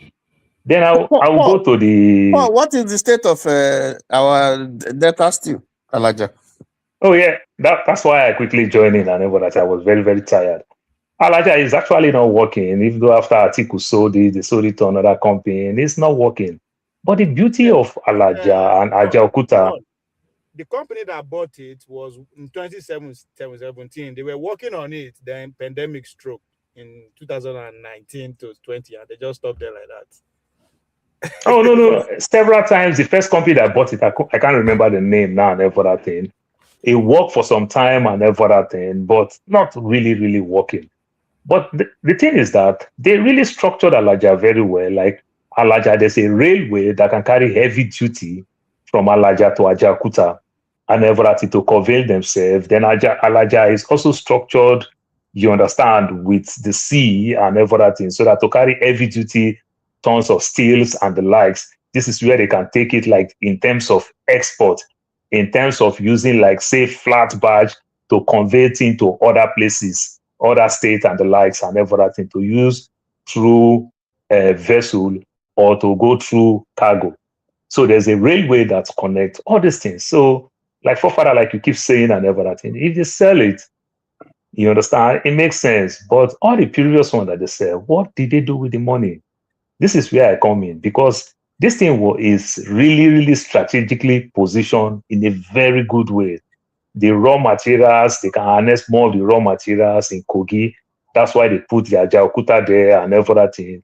Then Alaja is to also bring some materials that we don't have as it's coming through vessel from Alaja. Then they can use the rail to convey it to Kogi, because Kogi, to some extent, you can't get to Kogi, and these are heavy duty. So it's not something you plan with, say, trucks and everything. So they can use true flat barge to go by water, and they can also use train to also go again.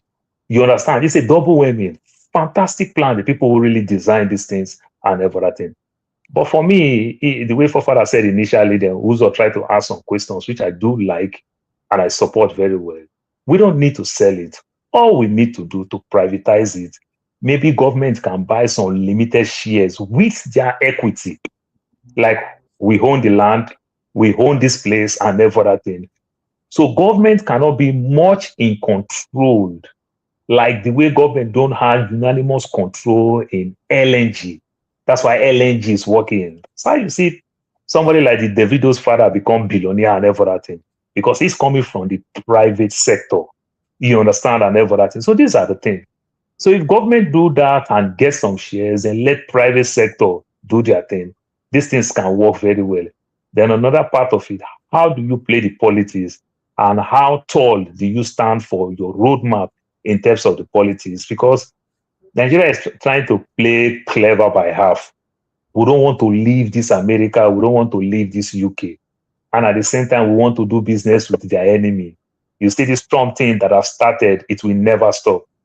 Tomorrow, maybe one president in America can say, sanction, don't deal with Russia. If you deal with Russia, we're going to give you this, that, this, and everything. Then everything will just fall. You understand? Because every of those things are coming from Russia. And like Uzo said, somebody said we don't even know the kind of contract that we sign with Russia. Sometimes maybe they also have some percentage. Sometimes maybe they also sign an agreement in terms of how you get parts, how you get some of these things. Then also the way they put that seaport in Alaja to also convey with flat barge through sea and with train and everything.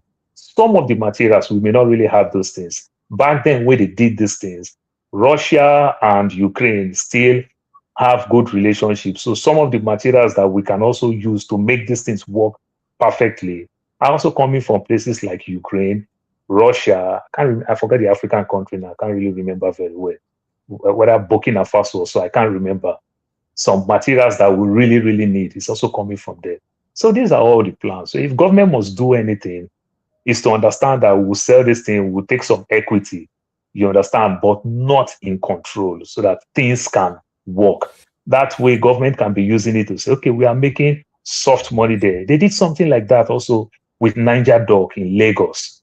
If you go to Niger Dock, it's a very lovely place. When I finished secondary school, this is the first place I walked as a young boy. It's a piece of land surrounded by water where they build vessels, you understand, vessels go for their checks and the likes. It really, really helped. I think today Niger Dock is still bringing money for Nigerian government, even when they sold it, but government still have some limited shares there, and they are making money there. Things are going very fine there.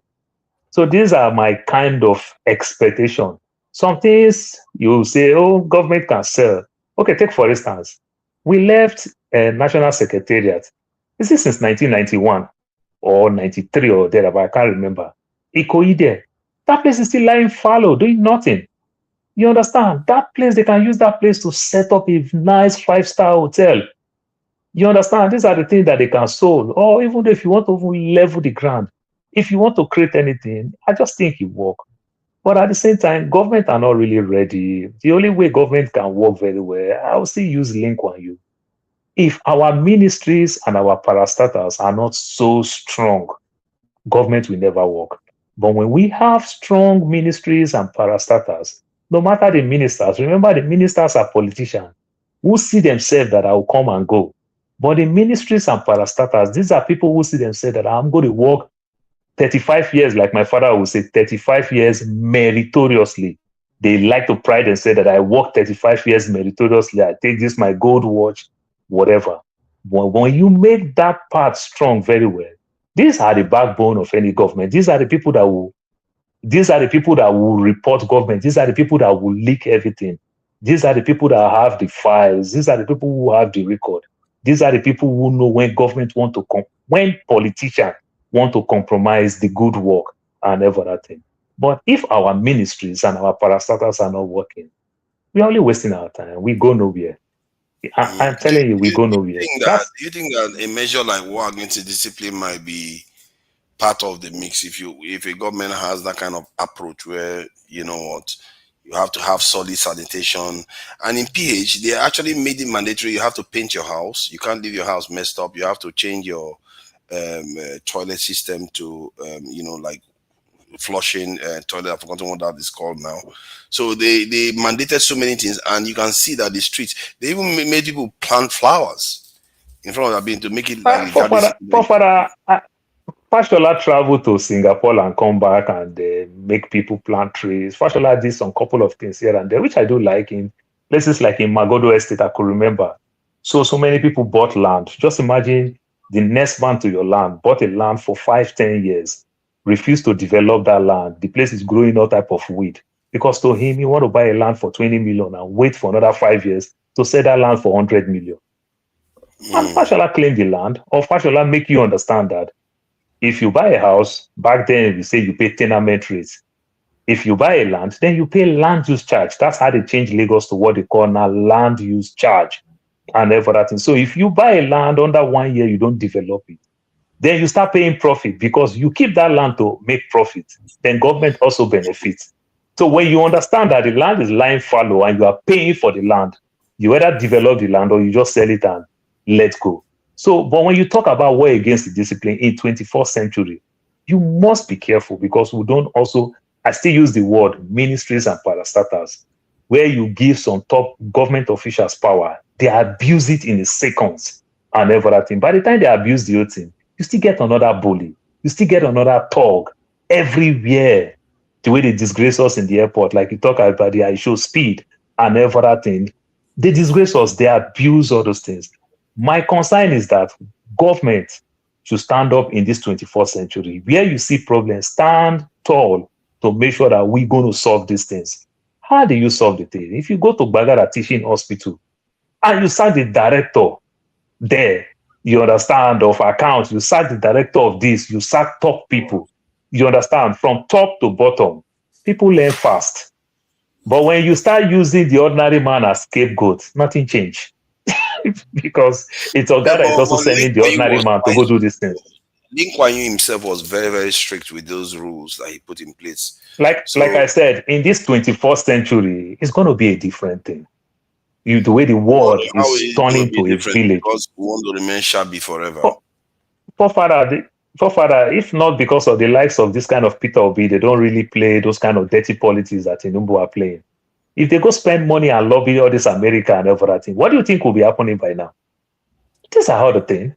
When opposition use all those type of things that government is doing, then they level it to somewhere that you never even envisage. Then you are not helping yourself. You understand? So in another way around, you must do it, but you will do it with a good facelift. Like do it what we call leadership by example. You understand? Where you punish the man who's supposed to supervise this department or sectors and everything. When you punish from top to bottom, I'm telling you, everybody going to sit right. You know the way my boss used to tell us, the way our boss used to tell us in Nigeria. Me or my boss would say, if they give me query, consider yourself fired. But how does that stop You them from understand? throwing rubbish on the road? How does that stop them from not, going to Father, this? how a commissioner of police become billionaire? Do you think he's standing on the road to collect money? Do you think he judge any cases? All the ODPO deliver to him. That's But how you work. the road is messy. The buildings are not unkept. The marketplaces look like, oh my God! You need to see some of the marketplaces. Poor father. When you fire from top to bottom, everybody learn. I never ever envisage that I'm going to be the managing director. You understand, by my calculation. And they fire the managing director. They fire the next person. Do you think if you come to my turn, I want to lose my job? Hold on. I will not sit in that chair as the boss. But those are government. Okay, how does that make? Okay, give me an example. Like what department or ministry they will fire top to bottom. By the time you fire one top to bottom, what happens then? If I catch a policeman in my 12 taking bribe, I fire the DPO. Tomorrow I catch another policeman again in Ikeja, fire the DPO, and then for that thing, the DPO will not send them to go bring money. It's as simple as that. I am telling you, because everybody like that position of power. You understand? First of all, remember the DPO send them, and the way the DPO even works, you even pay before you go out. Like you pay your 20,000 before you go out. So when you go out, you become very aggressive because you did not come back and say, "Oh, got no money for road." Before you even go, you already deposit your money before you go out. So if I already pay and I borrow the 20,000 to pay for today, I'm going out there to go make 30,000 because I'm going to pay the 20,000 for the woman that borrowed me the money. These are the things. That's how corruption. That's how people, the lackadaisical attitude, where one nurse will misbehave, but it's the director that will defend the nurse. Where one somebody will misbehave in the Ministry of Education. The example you are giving is meant to take care of I guess the attitude of the workers. Triggered her on Facebook or so. If I can hear you, stop hitting on me, okay? So so like what you are saying is true, but those people have to still affect the stuff on the ground. Now, if you want to fire the person in charge of the local government that is supposed to be in charge of the people that are cleaning the streets and all those things, you can fire them, but the people on the streets, the people that actually manage the streets, still have to enforce people on the ground to either stop throwing rubbish on the floor and also make sure they get enough people to come and clean the streets. So, for example, now I've lived in so many cities here in the US. I will explain some things to you. So, like where I live now, they pick up the trash every Tuesday. Every 2 months, they do what we call bulk trash. So, bulk trash, you will bring this trash out. They will come. Sometimes they even come with payloader to come pick up this trash. You understand? Some city, they also calculate the density because where I live now is a suburb where our population is reduced. Some city, they do bulk trash every week because people get a lot of these things. You understand? You must take record. You must study your environment. You understand? So when you understand that, okay, this place we get trash, you pick up trash twice a week. You can't just stand up. You are picking trash in Magodo once a week. Then you think you're going to pick trash once a week in Oshodi, in Ajeokuta, in Agege. It does not work like that. They don't have the same population. It does not work like that. So when you study your environment, like Asuzo tell you about Oshodi, when they keep everywhere clean, they light up everywhere. You cannot rob there. You cannot rob there. You cannot do anything. Ordinary light, if I turn the whole light off in my house and somebody is coming close, if you turn the light on, the people run away. You understand? You study your environment. It's as simple as that. Okay, but if you want to use this traditional zombie way to do everything one way, you will never get results. You study your environment. Problem is part of solution. What on the zombie way? They were getting result now. What's their name? The result is the outcome of why you whip up that bully and you're spilling it everywhere. That is the outcome. You understand? Because you're going to get away. So that Father, that place that they do that thing now, government will also stand up and look. How many eateries, how many gas stations, how many restaurants that do we have there that people use as free public place? And if the businesses around that place don't have you to go use those things for free, is government putting one there for people to go use for free? Is government putting one there to make it very, very cheap? Maybe some restaurants will make you pay. Do you know back in the days when ShopRite started, to go use ShopRite, their bathroom, they will first of all ask you, where is the receipt to show that you actually come there to come buy something? That's a place where over 10, 20,000 people is going in a day. You understand, and every other thing. And it didn't fit that you can just understand that I can follow my brother there. So I'm not buying anything. Maybe I'm the driver to take my bus. Please, let me just land with this. Excuse me, please. Let me just land with this. Please, let me just land with this. Let me just land. So just imagine if I'm a driver, then I took my boss there. My boss is the one buying something. And I want to use the bathroom. And you make me that I should show you receipt to go use the bathroom. What do you think will happen as a driver? Then I will whip my bully on the side and be paying. The other person will do the same thing. And Nigeria, this is a country where we have, everybody have driver. How do you think the parking lot will look? Will stink like pee. You understand? So these are all the things that you factor. Oh, what do we do? ShopRite, immediately, they change. When they started getting these smells and everything, then they allow everybody to use it. That's it. So you can go ahead and talk. I wanted to say that the world is moving faster than some small countries are talking about bullet trains. You know, something very sophisticated technology, and we are talking about, you know, gutters, you know, cleaning streets. Let us move on, please. We are not serious. No. I've said it several times. I'm with you. No, I think that's a fair point. That's a fair point. It's a fair point. You're right.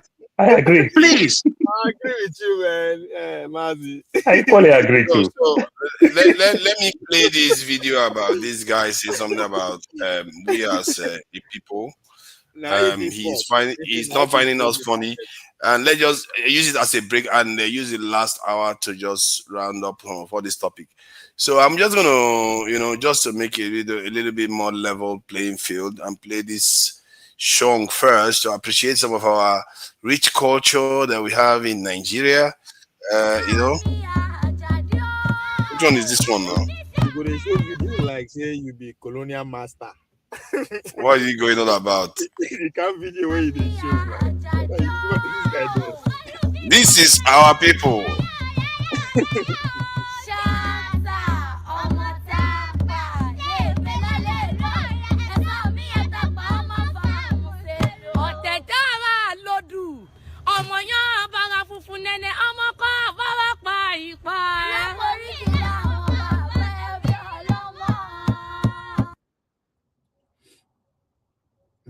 I'm going to share this video of this man. Just use it as a way of, you know, maybe just relaxing for a bit while I share it, because he has quite a presentation to make about Nigeria. It's very, very, you know, it's very mean. I think he's a little bit too mean, but I think it's his own opinion, I guess.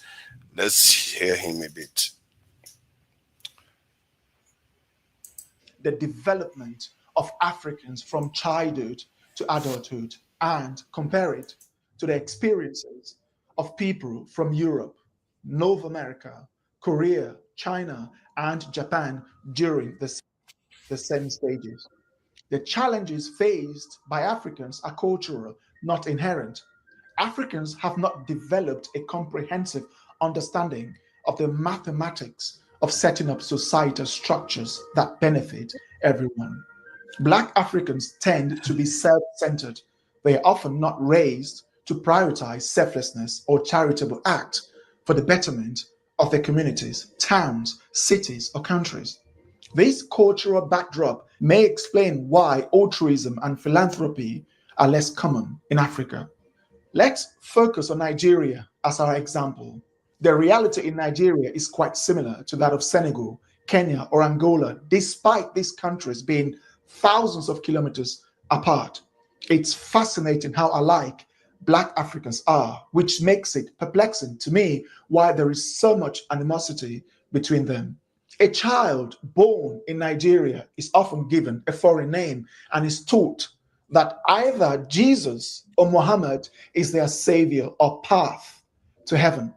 The parents typically have no plan or understanding of long term employability, business opportunities, or income stability. They are often indifferent to the political climate, the state of the economy, or whether their environment is suitable for raising children. By the age of 5, the teachings of Jesus or Muhammad become central to that child's worldview. They attend church or mosque several times a week and begin primary school, where resources for early education are severely lacking. Instruction is often given in a form of English that deviates from its original or standard version, following an outdated curriculum. By the age of 10, that child may struggle to speak any language fluently at a mother tongue level. They have not gained meaningful knowledge from their education and often face challenges such as being expelled from school for unpaid fees, resulting in significant gaps in their learning. Furthermore, this child often lacks a personal room and shares cramped living space with siblings. They lack comfort, access to books and study materials, and the peace necessary for learning and mastering new skills, given the difficult circumstances in which they were raised. The curriculum focuses more on learning to speak a form of quasi English and mastering religious texts like the Bible or the Quran rather than actual academic study. The boy frequently gets expelled from school due to non-payment of fees, yet his parents continue to have more children than they can adequately care for. By the age of 15, school has become just a mandatory place to attend rather than an environment that nurtures genius or skills that contribute to the country's development. The mother is already on her 5th child, exhausted and unable to attend to her older children who are all over 10 years old. Meanwhile, the father struggles to make ends meet, leaving him little time or energy to check on his child's academic performance. By this age, the child's heroes and role models tend to be Nigerian social media influencers, often shallow, half-naked, loud, and aspiring celebrities in the Afrobeat scene or some other viral star. The child's ambition is to move to the United States or Europe for further studies, as the local universities and institutions of higher learning are poorly equipped, run down, and just as outdated as the primary and secondary schools they attended. By the age of 18, many boys or many young people in Nigeria have spent a significant portion of their lives raising their siblings, as families often have numerous children.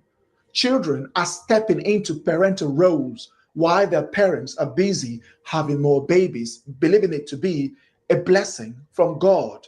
Only about 2% of these youth obtain a student visa for the UK, the US, Canada, or another country.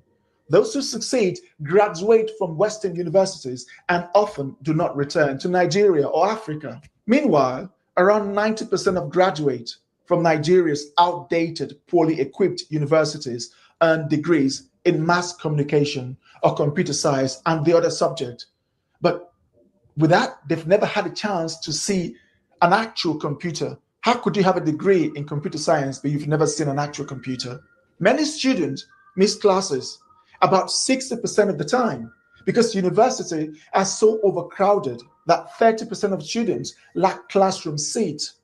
Professors frequently arrive late and spend their time imposing strict religious guidelines rather than providing quality education. As a result, no one who grows up in Nigeria can achieve the same level of education as those in Western countries or East Asia. Don't get me wrong. Man, I think we've had enough now. I think the stuff is self-explanatory.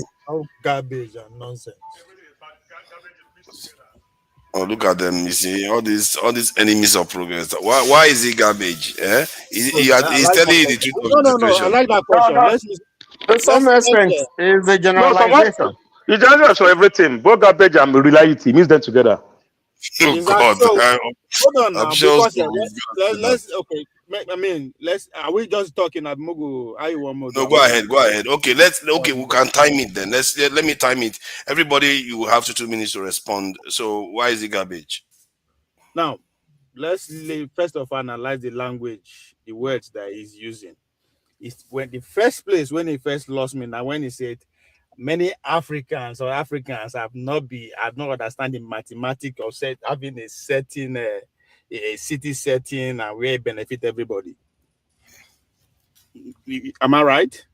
Yes, that we don't Is that nonsense or have not a society nonsense? that there's some truth. Now, why do you think people are dropping rubbish every day and whipping their this thing out in public? Now, you see my problem. That's why when people they ask you where you come from, you know the answer. I kind of agree with them. Let's be serious. What is your problem? I'm telling you that they are doing all these things. Hold on first. Hold on, because it matters. Now, where they come from, now you go speak of. Now, the guy said we should look at other European countries and all that. Now, only us, we won't compare ourselves. We know they look back to how our children they behaved 100 years ago, 50 years ago, or even 10 years ago. We don't do that. We say, oh, how did they behave for Europe? How did they behave for all that? Person they tell you say una no understand how cities, how to set up a city to benefit everybody. Wait till carry their 2 left can't disorganize us if we don't get cities. That's why I say where you come from is a question, and I now agree where people they talk. I come from Benin Kingdom. So that's why I tell the guy they talk nonsense. Do you understand? What you don't understand? No. I think you are mistaking what he's saying. He didn't say that we never had it. I am analyzing his language. I don't think he said we never had it. He's saying that we don't have it now. And we should compare ourselves. We should look at Europe, how Europe they do, and why doesn't make you look at our past. People that came before us, they are not stupid. That's what I'm trying to tell you. He never said anything about the people that came before us. Thank God say I don't misunderstand them. You are not saying waiting at the talk is no. You are trying to justify waiting talk. I hear waiting in talk. No, I think you are deliberately misunderstanding or mischaracterizing his argument.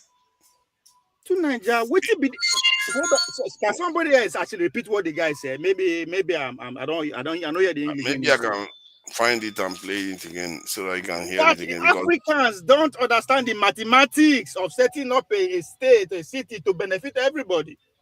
Forefathers, but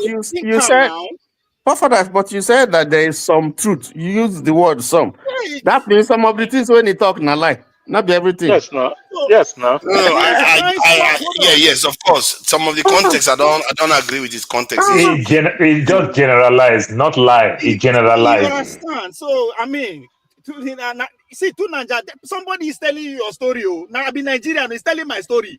Now it's like, does that make sense? How you gonna another person gonna tell me my story? And you say make I no correct, make I no see what it is. I mean, it's not telling somebody else's story. Now my story they talk, my life experience.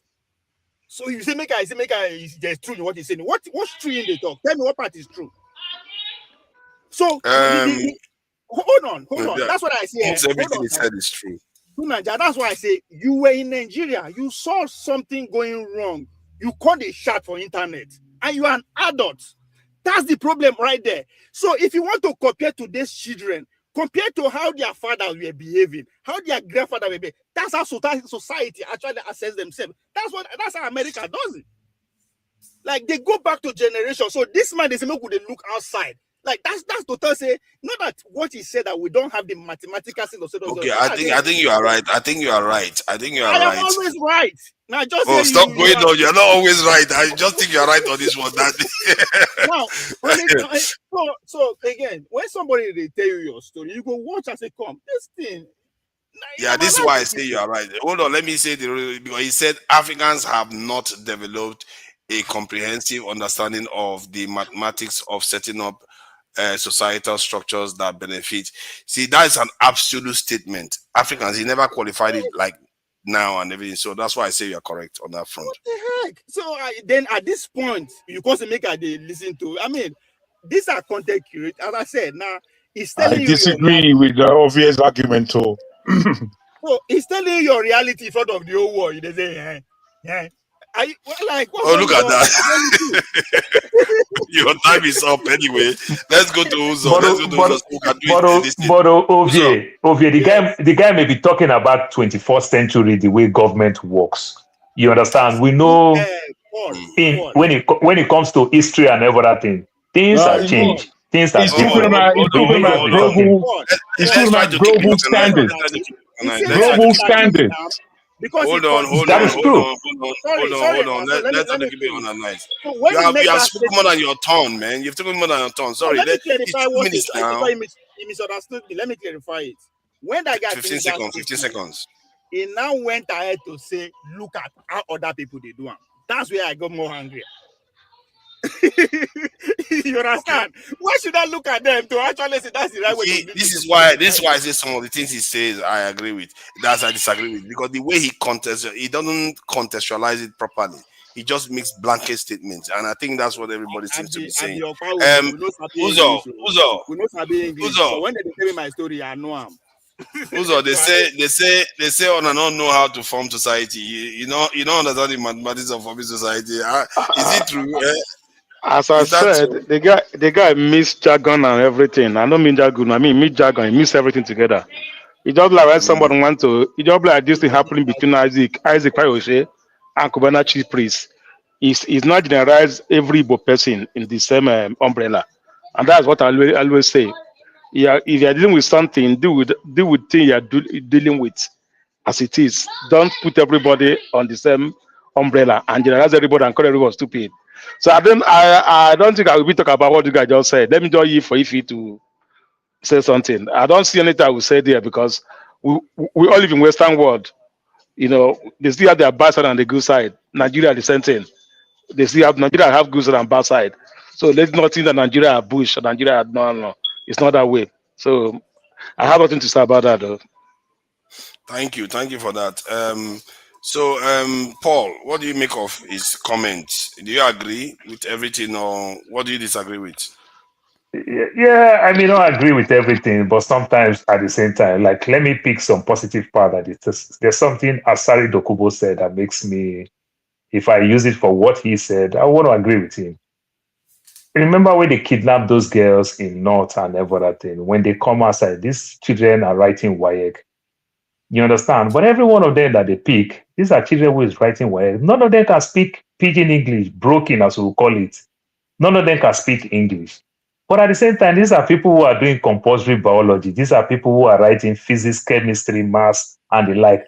Then, in that same aspect, not that they are using Hausa to teach them. How come they are using English to teach you English subjects, but you don't know how to speak English? If they are using Hausa to teach you chemistry and physics, it makes sense.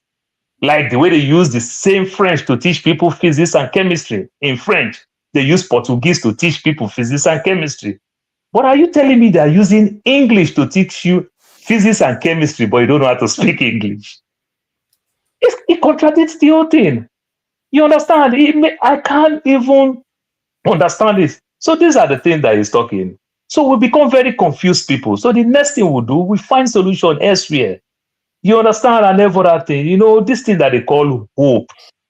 Whichever way, you must get hope. And if you cannot get hope, you get false hope. That's where religion comes in. You understand? If I don't see myself that I can work to achieve my goal, then I believe I will get it through mystic way. That is spirituality. Religion comes in. I think that's what he's saying. You understand? So these are the things. There is no roadmap. There is no nothing. And it just defeats your purpose. So to some extent, I agree with him. It's a metric. And we follow the metric. Let's tell ourselves the truth. In as much as we're not going to like it, but it's a metric that we just going to follow. My mother don't know how he's going to pay my school fees. You understand? So she keep praying.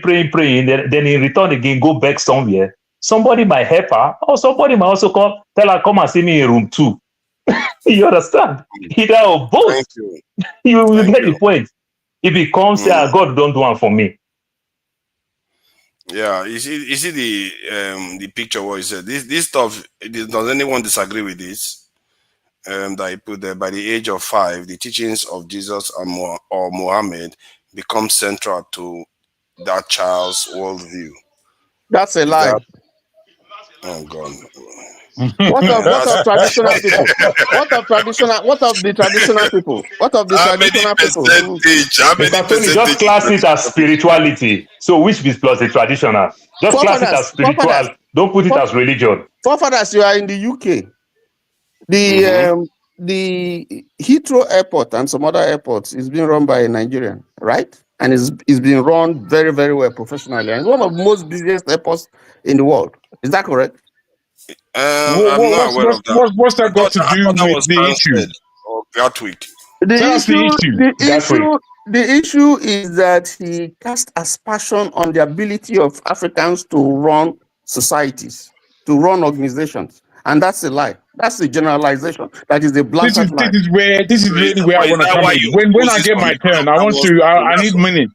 I need to attack this situation, please. Yeah, because it's one thing for him to say those things, but this comment itself, because I remember Has Valiant that used to come here, he said by the age of 7 he has memorized the Quran back to back. So when I heard that, I just my whole body just sunk. Like, how can that be? If this guy had just used it to master mathematics, God, this is why we're where we are. So that comment, in Western world, don't let that happen in Western world. Does it happen in Western world? Age of 5, 7. It doesn't. Age of 5, it doesn't happen. They are teaching you. Hey, look at you. Where does it happen? I don't know. I mean, not everybody. Like in my like in my family, right? In my age of 5, 7, they don't study the Bible. We only pray. Not everybody. Don't generalize everybody. What I mean, in some family, it happens in Western world also. You are using it happens everywhere. You are using Western civilization as a benchmark to assess the development in Africa. No, what I mean is, he's talking about is only Africa. For now. Is the only Africa? Is the only Africa is the black sheep? They are the bad people that are using Bible. Every other person doesn't use it. That's what we are trying to say. 90% of us that know John 3:16 as a Christian in Nigeria, we know John 3:16 before we become age 10. Let's not lie to ourselves. Let's not lie to ourselves. For God's all of the world. Hold on. Hang on. If anytime you want to say something, you are free to say something, and almost as long as you want, so that all these people you are representing this in a whole community. Akbara, please go ahead. 2 minutes. Can I say something? Ovie, you need to be calming down. Good evening, everybody. Ovie, you need to be calming down now. Ovie, there's no mango leaf. That's why. All right. That outburst with the other guy is so unnecessary, honestly. You should have just. I love you too. I will come. I'm down now. Shut up. We love you. Are you not married? What's your problem? This married man. What's your problem? He love you. You want to be born woman. You be Oduduwa. I don't want you for Biafra. Caro, yeah. Don't calm down now. No, are you working with Cubana Prince or the Obi Cubana? Which one? Their vote can't even drop him. They're just making noise. So let's not even talk about them. Isaac Fayoshe answered all the questions and gave it to them. Since then, Cubana chief priest has been explaining, up until this morning, he's still explaining. Just one shot. So it's not necessary. It's not necessary. Tunaja, you know what? Say that in our facts. Even let if he says something now, please. If he's talking, if I failed in that direction, because even at that age of 7, my daughter they follow me argue about God. So it is a fact. 4 out of every Nigerian. We're all at it. So your daughter know John 3:16 before age 7 of Yamala. If he says something now, why are we just in this? No, she doesn't want to say. Look at who's all fighting for somebody. Okay, I agree with that. Let's get on with Akbara. Akbara wanted to say something. I don't know if I can't say that. Nigeria, Okay, Yeah, hold on. Okay, hold on. You've had your say. Okpara, please go ahead. Thank you. 2 yeah, minutes. Dr. Forefathers, the clip you played, I have a different my opinion. I wouldn't say that what the young man said is 100%, but I totally agree about what he said. Because one thing with us here, we are so proud. We have this ego. We claim that we are the most intelligent black people on the earth. That we are so intelligent. I mean, Nigerians. We claim to be so. But look back to our society. Look back to Nigeria. And you say that what this man says here is not at least 80% accurate. What functions in Nigeria that you are coming from, that I come from, what functions? After 66 years of independence, none of us here, none of us that can boast that his village has 24/7 electricity, has a running water, has public, amenities. None of us here. And what this young man says, we are here trying to prove, be too arrogant about it. I am not in this kind of school of thoughts that people will claim that they are so intelligent, but there is no running water in their villages. There is no road. There is no hospital. There is no clinic. There is nothing functions even in the cities. So what this man says here, where did you find it? How did you find it difficult to understand? Ophir was talking about his Benin city. Okay, Benin Empire. After they came and left, Benin city is one of the most backwards city in Nigeria as we speak. There is no improvement. They said Oyo Empire. When the British came and left, Oyo Ibadan is still the way Ibadan was when the British invaded Ibadan. So where is our intelligence? Where is that kind of our pride? Let us come down from our high horses and say, we have a problem. We have a problem, and how are we going to solve it? For example, this man says about religion. Religion is a problem in Africa, mostly in Nigeria. In fact, the most problem we have today is religious problem. We kill ourselves because of religion. We hate ourselves because of religion. And again, you talk about your language, because well, we have problem of we don't speak good English, we don't speak good Orobo. I can't even read Igbo. I cannot even read Hausa that I speak. So what is the problem? Because everything's half-baked. Because we refuse to choose exactly what we want. Look at the Japanese. They speak their language. That's why today they can solve their problems. The Chinese, the same thing. The Indonesia, the same thing. The India, the same thing. India was colonized by England, right?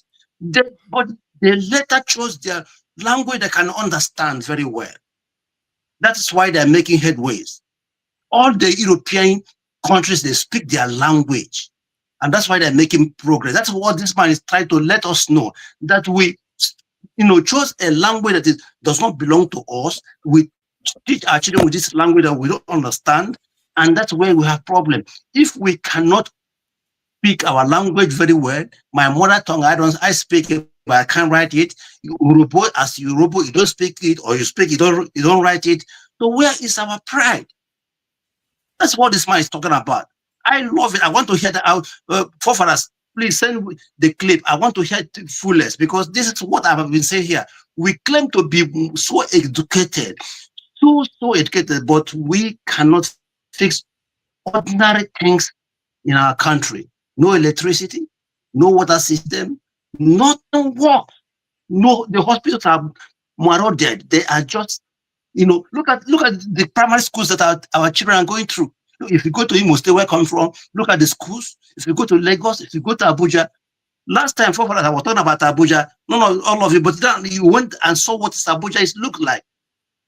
5 kilometers to Aso Rock, there is no water, there is nothing. Everywhere is smelling, everywhere is stinking. Let me just show you this. Let me show you this stuff.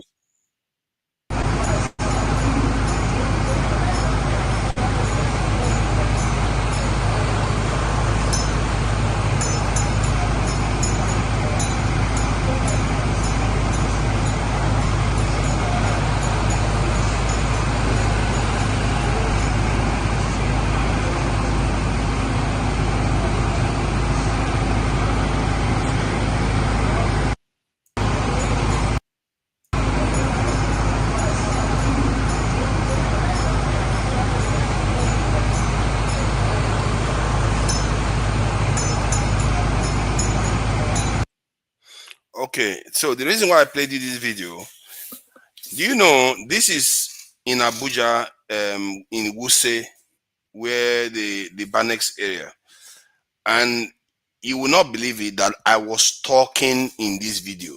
The reason why you cannot hear me is all those things you are hearing in the background is generators, multiple generators everywhere. Yeah. You can't hear one peep of my voice. I was holding the phone talking and I couldn't hear myself. That is, you will see like down there on the floor. They put it all of them together. It's like you have multiple generations, all of them on at the same time.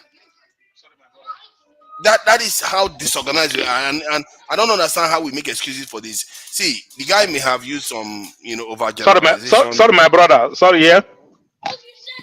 No, which one is sorry? So because yeah. So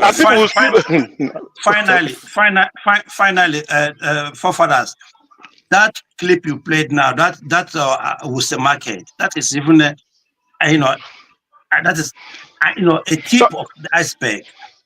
There, and this is Abuja. This is Abuja. So please forget about what the language that this man used on that clip. For me, I am saying that this man, what he said is what I've been saying on this platform, that we are living in denial. We don't want to accept our shortfallings. And this is coming to Paul. Last time you made mention of there were Americans coming to your living in Warri. The Americans who are living in Warri, they are not selling their properties here in America. They are not selling their property, their ancestral homes, to get visa to run to Nigeria. They are not going through the Mediterranean Sea or the Atlantic Ocean to go to Nigeria and get job. Like the way we do, we sell our properties, we sell our homes, we sell everything, and then we come here to get a job. So it's a different scenarios.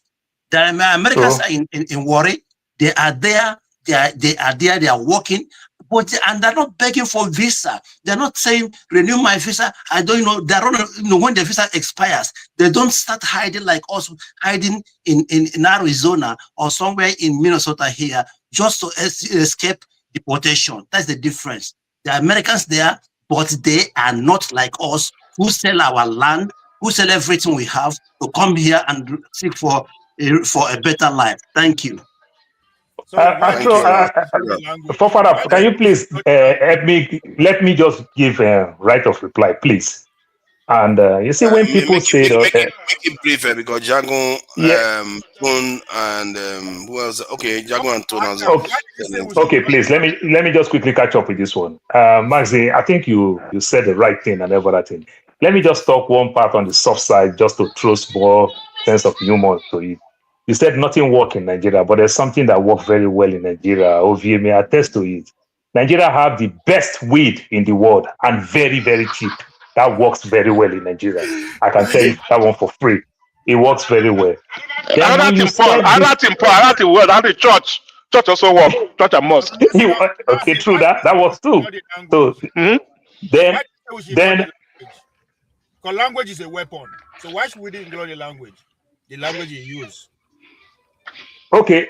So then, Maxi, right of reply when I say these things and every other thing. The way Americans operate in my village, the way they operate in Warri, the way they come take oil and every other thing, they bully people. They do the wrong thing. They steal 700,000 barrels of crude oil missed in Mexico every day. Where are they missing to? They are missing to America. America never complained. But if fentanyl moved from Mexico to America, they complain that they are killing their people and everything. They want the benefits. All the weapons of mass destruction that the cartels have in Mexico, that they use in killing people in Warri, in Mexico, and everything. All these guns, weapons, they are coming from America. Do you think it just come like that? They cause problem in all this place to get cheap commodity and everything. If mosquito is biting them and everything, and they have their own oil in places like North Dakota, South Dakota, Louisiana, Texas, Alaska, bountiful there. What are they doing in my village with mosquito and everything? We have one of the best crude oil in the world. It's called sweet. It's not heavy. You understand? For them to stay there and they cause all this confusion to get it for cheap. That's why they are there.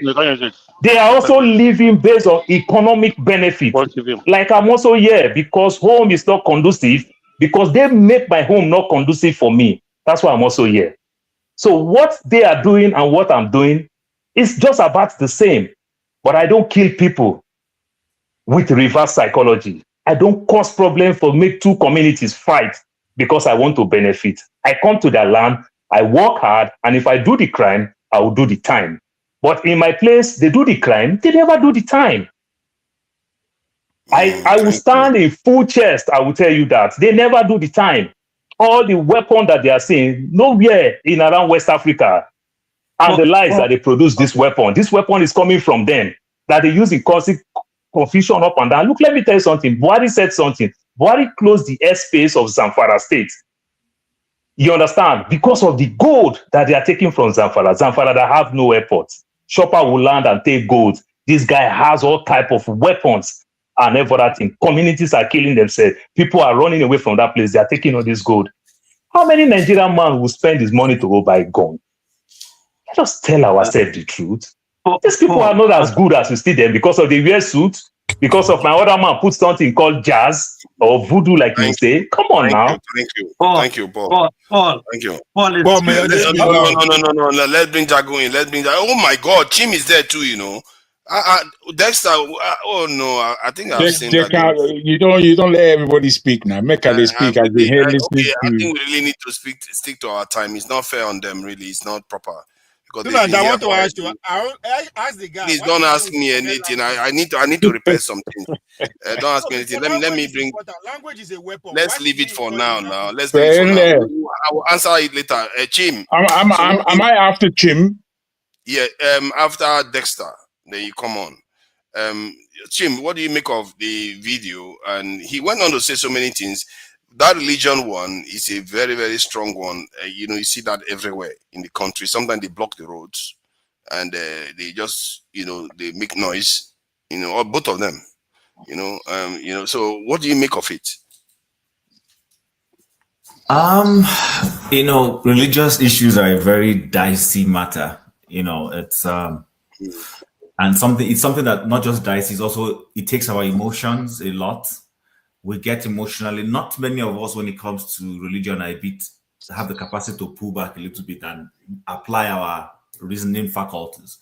We usually get involved with the emotions because celestial and, let me use Fela's words, cherubim things are things that, sort of eclectic kind of things everybody's treading. But I watched your video. The guy did have a couple of, he said some things that are quite profound. We get influenced by, so I've always thought about it, the guy who grew up as a Hindu, what's his worldview? He looks at it from the Hindu spiritual perspective. The person who is deep into our African religious beliefs, same thing. And then of course Christianity and Islam, all these things impact us. However, there's one thing that I've learned in the midst of all of this.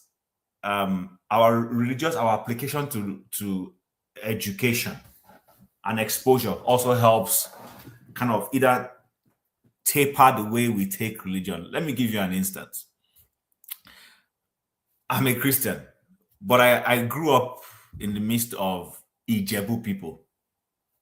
Ijebu, celestial and cherubim and seraphim people, put it that way, white garment. And I accepted them. They will go to church and bring coconut and I will eat. I will eat it with an open mind. I'm not kidding.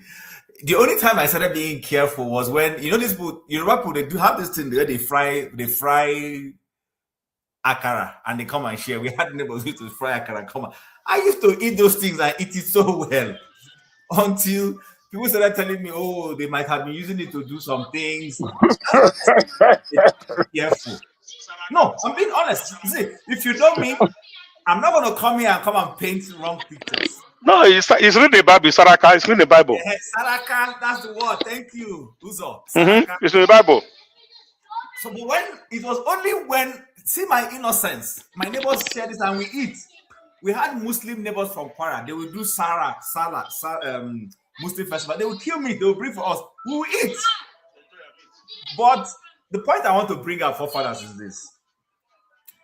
I think sometimes in life, we get overly too religious, and then it starts making us look at people from certain prisms.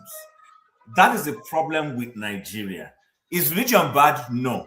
I think for everybody who embraces religion, you need to allow your education to show. Read widely, have an open mind, and at the same time, I think traveling also helps. A lot of people who are not well traveled are very close-minded in the way they see things. Now, will I eat akara anymore? Maybe not, because I can fry akara in my house. I don't need anybody to give me saraka anymore.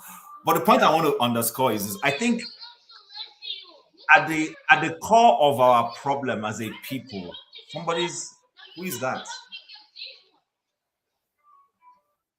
Uzo, I beg, help us. So at the core of our religious beliefs and how it affects the way we live our lives is we don't question things. I think the average Nigerian is not taught to question things.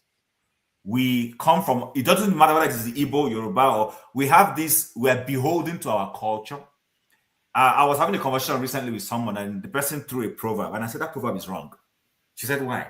And I said, for a long time, we didn't question some of the proverbs because in the Igbo culture, once a proverb is made, it's there.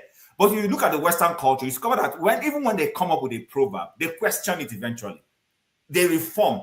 We're not the people given to reforming our things consistently. We stay with what our great-grandfathers have taught us and we just hold it. Sometimes you don't ask yourself, in what context was this elderly person giving us this proverb? What exactly was happening the day he gave that proverb? We just hold it. We hold it and we run with it. But I want to challenge any of us. Go back today and think of any proverb in your community. Look at those proverbs critically and see if everything about it is correct. You find out that if you can think, you might pick a hole in that thing.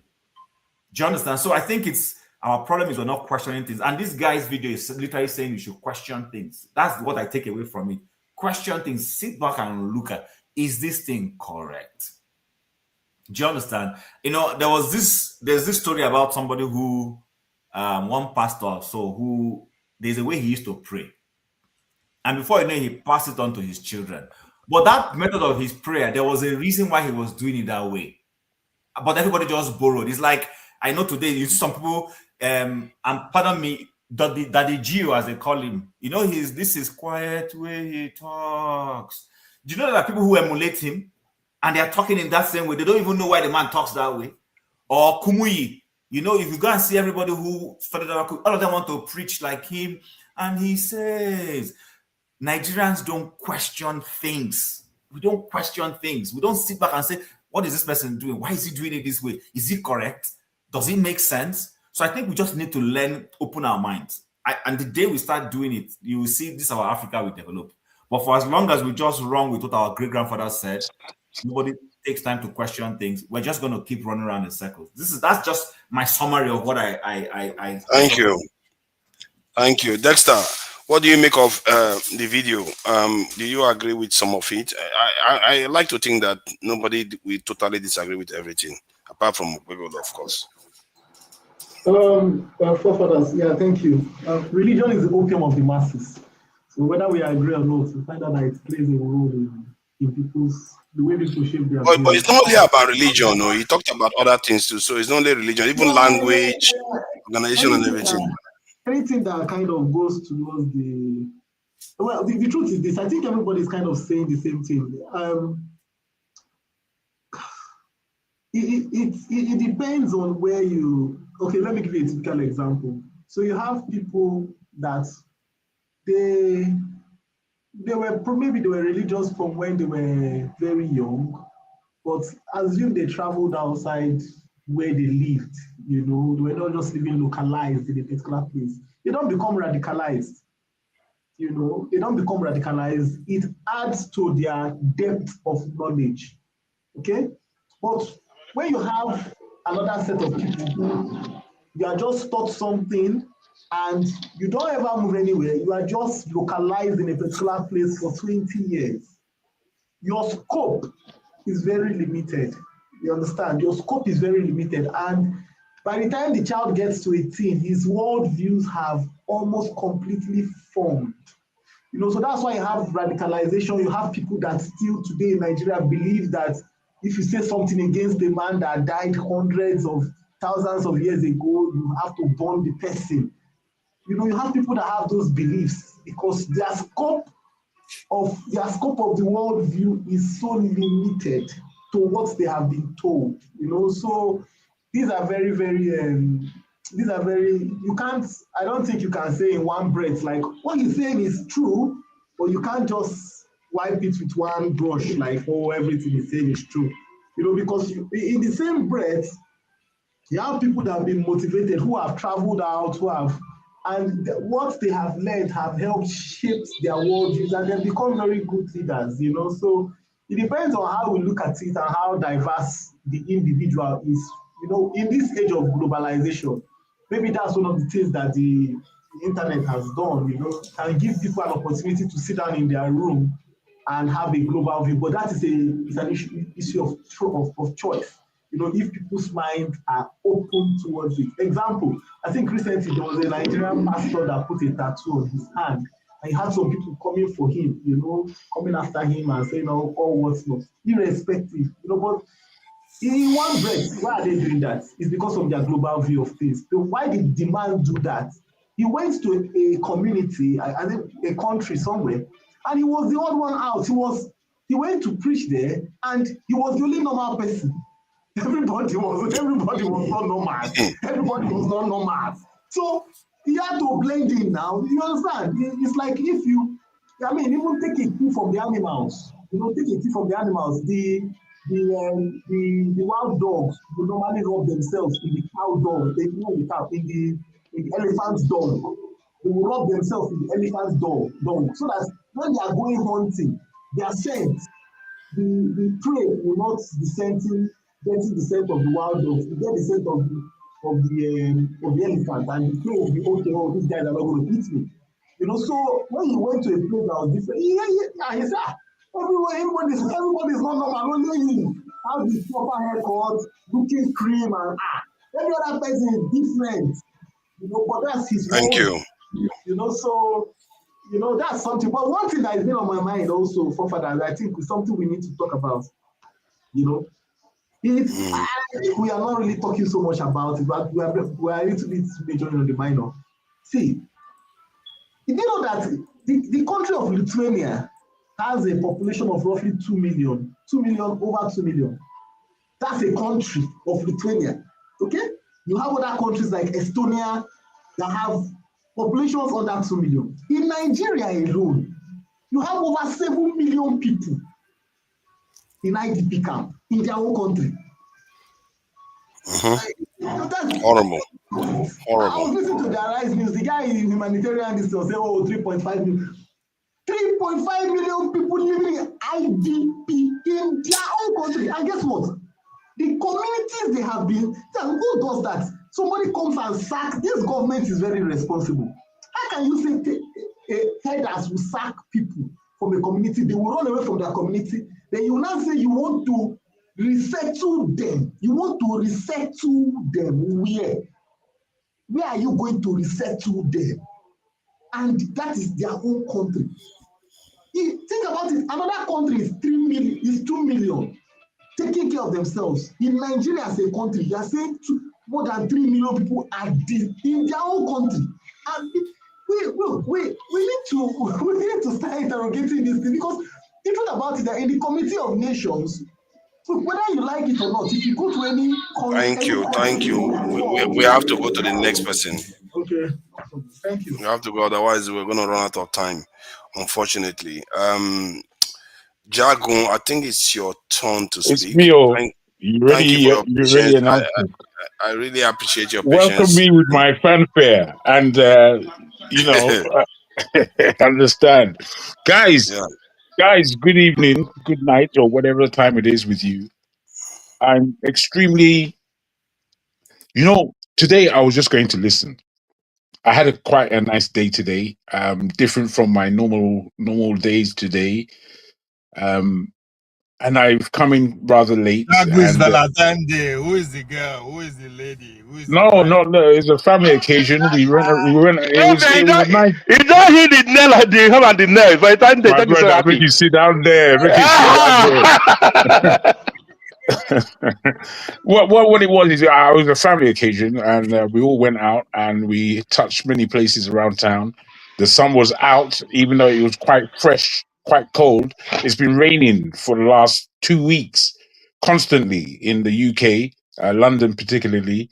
So yeah, we hit Greenwich Park. We saw the whole of London from there. We hit a restaurant. We did nice things, and it was nice for me.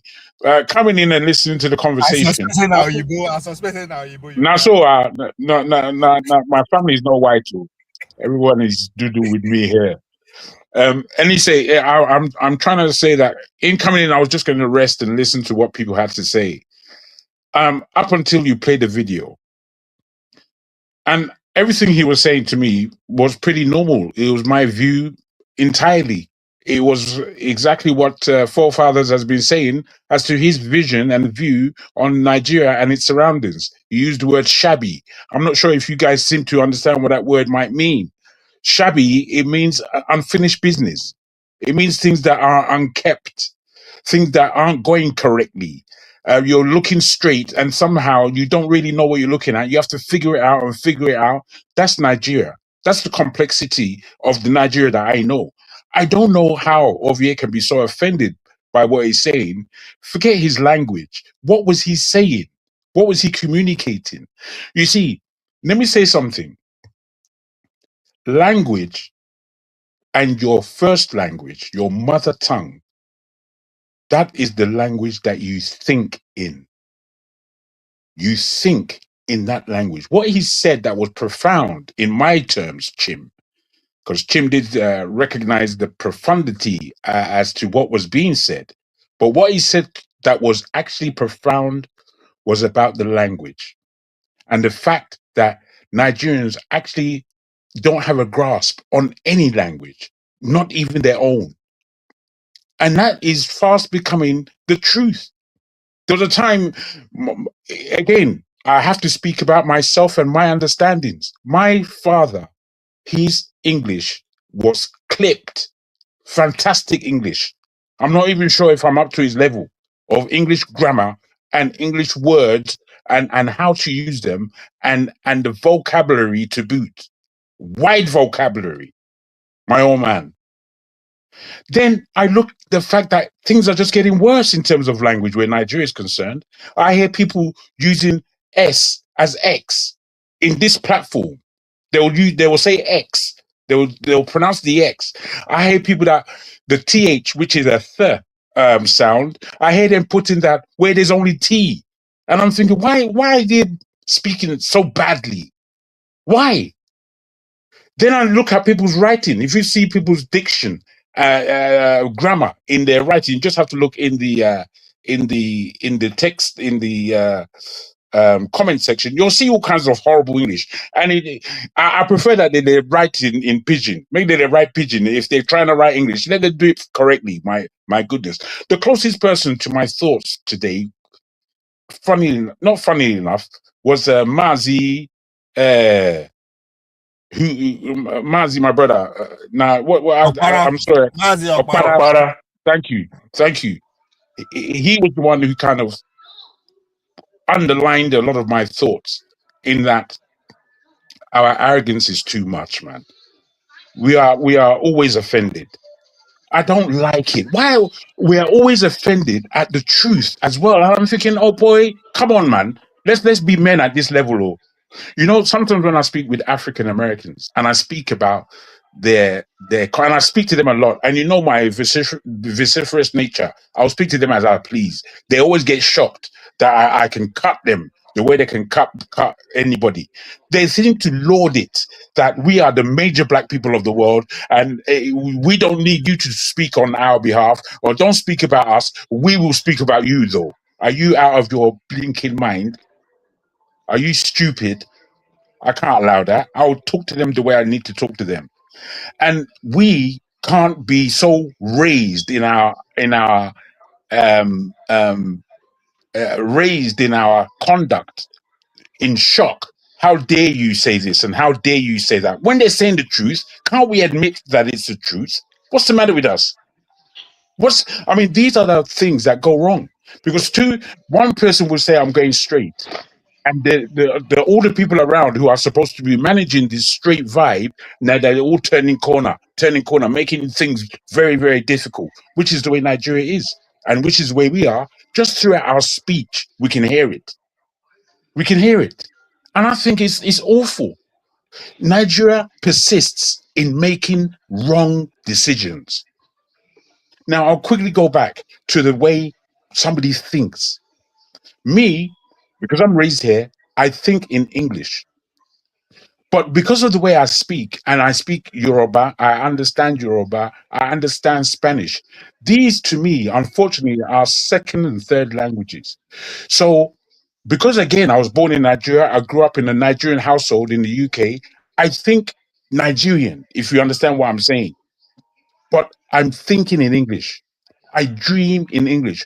These languages that we have, we think in these languages and we work. I'm telling you right now, if the Yoruba nation, the Igbo nation, Arewa, and whosoever were taught in school their language, even though they may have English, German, or whatever extracurricular language they may have within your syllabus, the fact that you are taught to think in your mother tongue. When I was at a private school here in the UK, there was many Chinese, many Arabs, many everybody. The Chinese, they couldn't speak a word of English throughout our school life. We used to laugh at them in their pronunciation and everything else. But bruh, give them physics, chemistry, biology. Give them that. They'll teach you how to think upon these subjects. They knew these subjects in their own language before tackling it through English. So the way that they delivered in their paperwork was next to none. Thinking is about your language. The fact that we don't have our language is a sin. That's why we have shabbiness. We're not speaking English correctly. We're not. In Nigeria today, I was in Nigeria 15 years ago. I was looking at CVs for people that wanted to work in our company. Bruh, all the CVs I saw were rubbish. The way they wrote in these CVs, I thought, are you a graduate? How can you be a graduate? This is how you're writing. I was amazed. Now, that's not to say that there aren't Nigerians who are highly educated, highly pronounced, very well spoken, and these levels. There are those. We know that there are those. But the amount that don't speak English correctly today is not what it was in my father's day, putting it to Ovier, who said comparing to what? Ovier said comparing to what? I'm telling you, it was better back in the day than it is today. It's getting worse, Ovier. And let me tell you what he was also saying. He was also giving world standard. No, wait. Wait. I understand. I understand from your point of view. I've heard you. I take it in as you said it. But I'm telling you this.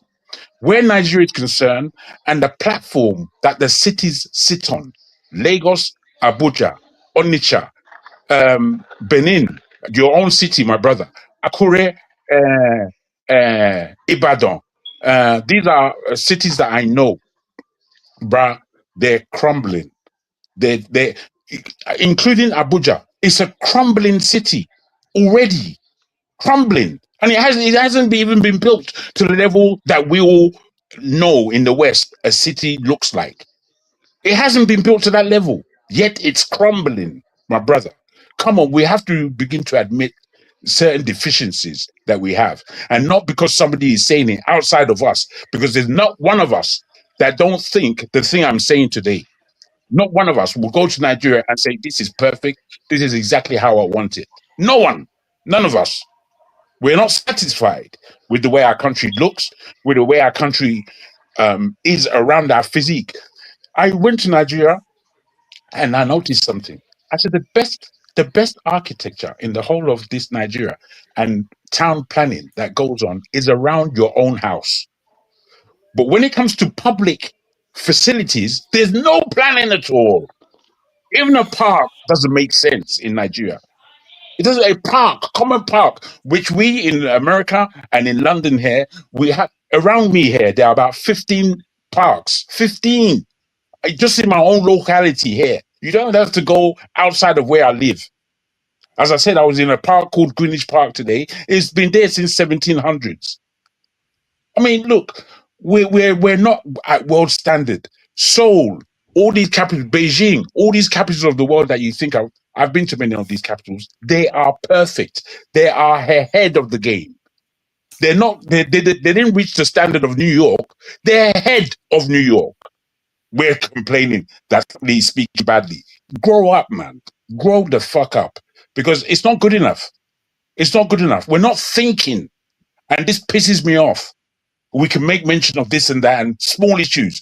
We like arguing. That's where, to me, I beg your pardon, Ovia, I don't mean to critique you, but to me, your one was argumentative. Let's argue about the language as opposed to looking at the message. Yeah, let's have a back and forth. We'll go there all day long. We'll be arguing about to me and you until we leave the room and we're no longer friends.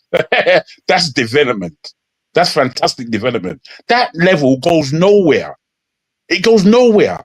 We have to admit the standard that we have, and is it a standard at all? Because to me, Nigeria no get standard. It no get standard. I thank you very much for listening. Thank you. I really appreciate all of you for coming down on this topic. I think it could go on and on, but there will be time for, when I get back to the UK, I'll be able to do longer sessions, like double sessions. But just to round up for the day, I would like to cover what I consider, until proven otherwise, the greatest scandal of all time, which is this Epstein scandal. And I know people that have been kind of traumatized by it. And funny, because there's no real evidence of anything, like other than documents that they've just released, and this one say this one, and they black out this one, and they black out that one. But man, people are in shock with what they are seeing, and they don't know how to react. People are seriously in shock, and they are going to react. I can assure you, and you can see the signs already online. Now, let me play some of all the videos. Wait, tonight, we're going to just round up. Yes. Tony has not spoken about this. Why are you jumping him? Look at that. You see, this guy, he seems to be fighting for people to everywhere today. Tony has said I'm a something. fighter now. No, I didn't speak. I just.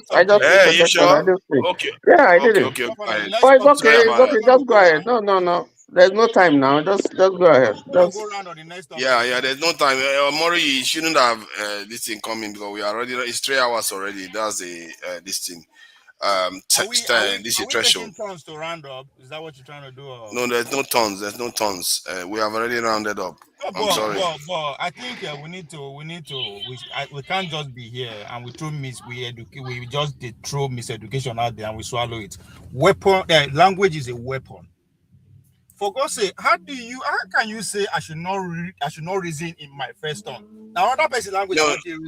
No. Ovie, please Let's leave it hold for on now. now. We don't have the time for We that. are educating people now. I'm not Ovie, calling we anybody don't out. now. I'm We don't.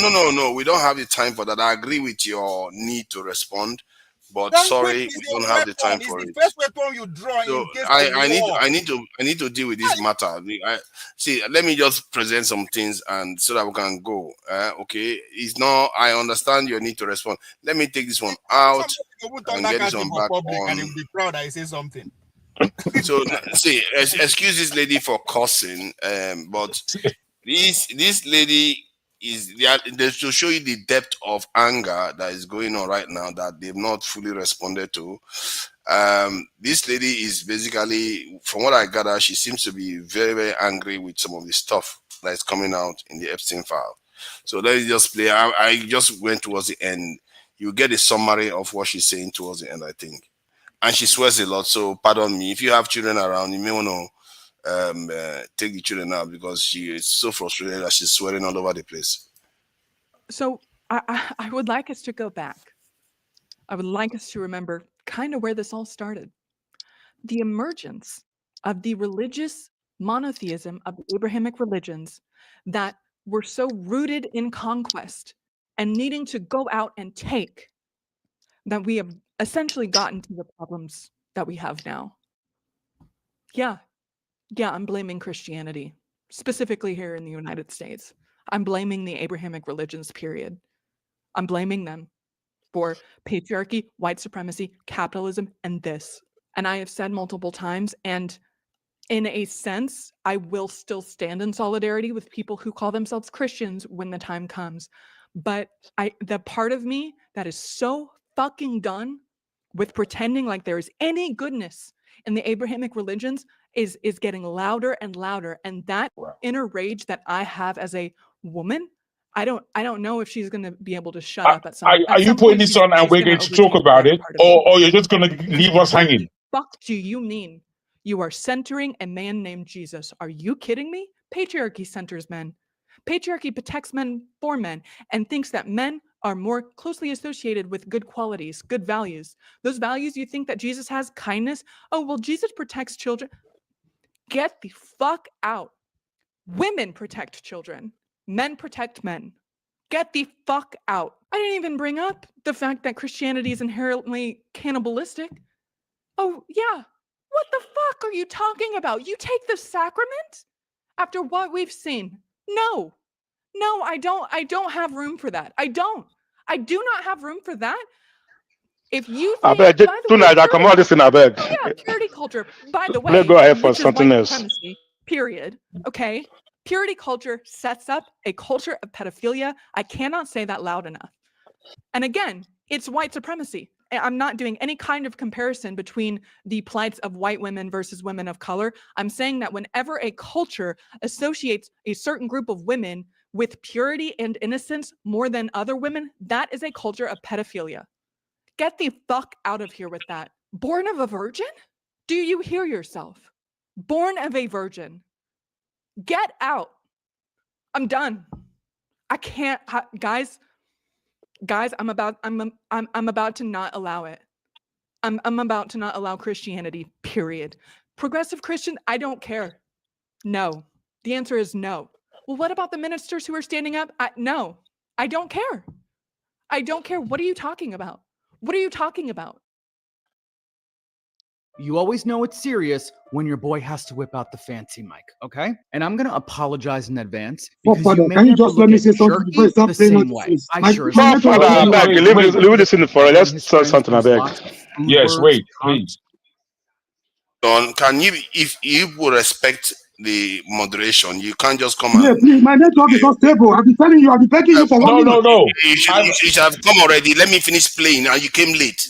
I've been Finish in and out. playing, I've been finish begging you playing, on the forefather. behind It's the I already want on the playing. on the forefather to background. finish playing. When you want to answer Let me everybody, finish what why I'm will you playing. answer? You Father, want to keep you playing. want to Let's go focus on ahead this now. one. Even though we respect you, not everything got to play. No. You don't have a right to tell me how to moderate. Stop it. And you didn't come on time.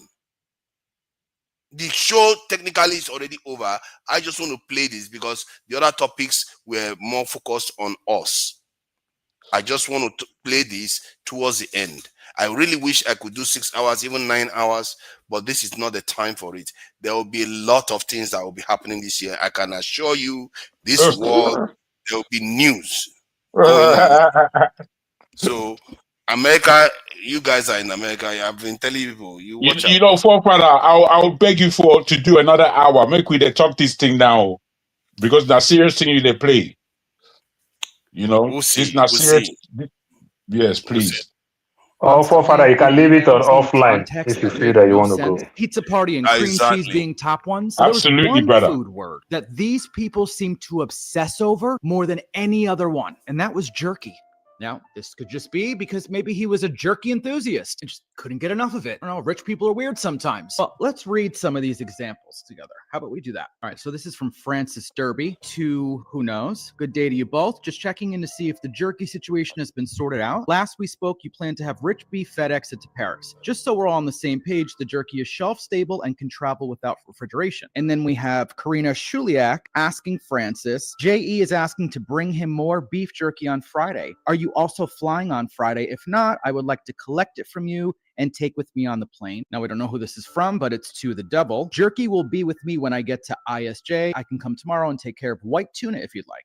Now, we don't know who this is from, but to the devil again. Steve needs a 6 to 8 ounce portion of jerky. I gave you all the jerky we had, roughly 2 pounds, and it lasted only half the amount of time it was meant to. I felt it was more important for you to have the jerky to eat during my time off. My plan is to make a batch before I leave for LSJ, and some of that will then go to Steve and the next to you at LSJ when I arrive. This one is from the devil to Steve Hansen. Hope you are feeling better. Did we analyze the jerky? Now, I'm not a big jerky guy, but do you normally analyze your jerky? Ready for this one? From Francis Derby, subject jerky. Just wanted to touch base about jerky. JE said he was going to start eating regular food again. Regular food again. So he might be eating less jerky. That said, he has 6 bags of it in the downstairs freezer for the next trip. Is beef jerky not considered regular food? And do you normally freeze it? I actually have no idea. Delicious lunch, beef jerky. He would get pissed when he didn't have any. Hundreds of these emails about jerky. This I thought was super odd. It's a picture of jerky. It was in the files. The FBI thought it important enough to take a photo of just one piece. But if that's not weird enough, that picture and file is no longer on the DOJ website. They deleted it. It's just jerky. Now, you might be wondering, who is Francis Derby? Because I thought the same thing. Well, not only was he Epstein's personal chef, he also owned an exclusive tiny little restaurant in New York City called The Cannibal. I fuck you not. Days. Francis was even featured on Hallmark's YouTube channel. The video's still up, where he showcases how to make his famous cannibal burger. We are back with Chef Francis Derby. He's the executive chef of Cannibal. All right, this is where I lean on you guys. Am I nuts, or are you seeing and reading what I'm seeing and reading? You always. So let's just take it easy. Now that we're about to round up, I wish people understand, because that's how they bullied Dr. Damages, and he went and stayed up to 4 hours. So what I'm going to do, I will try to close it down. I'm trying to follow rules. Then we can have the conversation. Let's keep it quiet. Let's keep it quiet. Yes. All right. Let me thank all the people for coming. Ify, special guest of honor, thank you for coming in. I appreciate you. Ify. And look at that. She's shaking her head. That special guest of honor. Make me look nice, woman, Joe, instead of all these brute force faces across the place. Make me look woman, Joe. Jim is a special panelist because he was ready to step in case my internet decided to knock me out. So, Jim, I appreciate you for being here. And always, Paul, Okbara, I really appreciate you. You know, we share the same view regarding that video. I do agree with the guy by and large.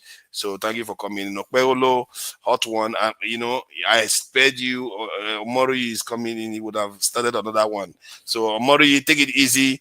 You came late. If you had come in, Omori in the verse for Monday, no be me. Yeah, he's really angry. He's really angry. From his angry today. Yeah, from Omori, you take it easier. If you had come on time, I would have let you in. Adama, thank you. Thank you on the chat there. All our politics, you are there. one. Okay, I don't know how to pronounce that name. That one, forget it. I lost that one. Okay, so I'll just thank all the people in the chat. I noticed that nobody donated today, and but we'll leave it for now. I know all of you have spent a lot of money on Valentine's and getting ready for other things, but still, it helps to support Dr. Damages. You all know that he has commitments that he has to make and all that stuff to keep the channel going.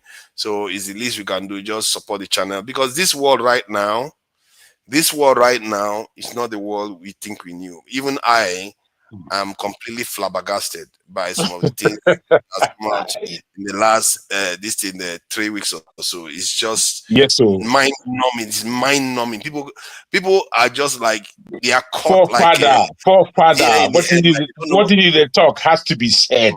It has to be said in the way you're saying it. It's been flabbergasting. I don't care who you are. People don't know how to react, and we are not talking about Africans now. People are stunned. Completely. They don't know how to react, and they will react. Watch this space. They will react. This talk. Thing is going to blow out of control if the remaining document comes out and it is worse. Hey God, people are waking up at night and traumatized by these things that they're hearing. Can I say this quickly, forefather? I really beg your pardon. For the last 3 weeks in England, it's been raining. It's been gloomy. It's been miserable. Not so cold, but miserable. So me that don't watch TV, I stopped watching TV a long time ago. The thing I miss on TV is sports. So I search around and entertain myself with my own programming, as it were, YouTube, Netflix, this and that, However, with all the information that has been received, and I'm a man that has been under a lot of deep research from about 14 years old, I won't lie to you. So I've been following the way of the world. However, I became so depressed one morning. I woke up and I was in a soup of depression. And I'm not a depressed guy. I haven't been, when I was depressed in my life, it was when I was 21 years old, just coming into manhood. I was going through challenges. But I've never been there. I've understood depression from then, as it were, and been able to keep my balance as best I can. I know I spark off from time to time, but I've been able to keep my balance. But the fog of horror that I woke up with, I was now searching for a friend to speak to me. Normally I speak to people, but I needed speaking to myself. I sent to about 10 friends. Try to keep it brief. I'm going to close right now. I sent to about 10 friends. One of these came back to me. Of the 3 that did respond, the 2 that responded, they were just off-key, rubbish. The one that did respond told me this thing. It told me, no matter how wise we are, no matter how we understand what's going on in the world, because there is so much information coming through to us from whichever means, it will leave us with a residue, he called it. Residue. Now, one Igbo guy, now ain't my friend, they talk to me. You understand? Dupes. He said to me, that residue, if you don't get it out, it is left until you're just surrounded. Because what is affecting you is outside, but you're allowing it to affect you inside. And this released me immediately from the fog I was in. And I'm just saying it because of what you're talking about, because of these kind of news that you just played just now. These are the horrors of the world. And I've known them. But the fact that more and more people are coming into wisdom and not being able to do anything about it, they just have to let it drive on. In the whole world, it was only India. Of those people, you have to cut it. You have to cut it. I have to go. I will cut it. But I'm just saying, what you're saying is a profundity. It's profound.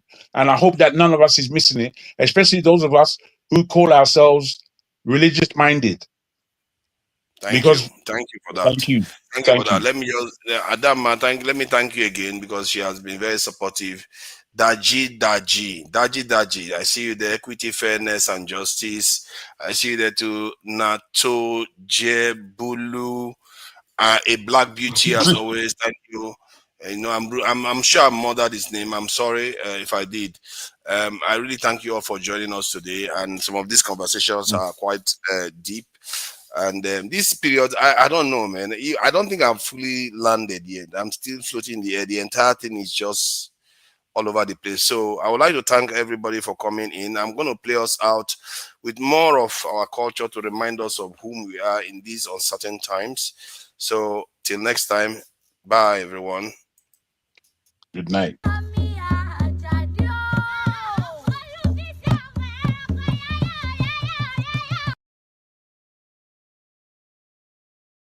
Before Father Attila.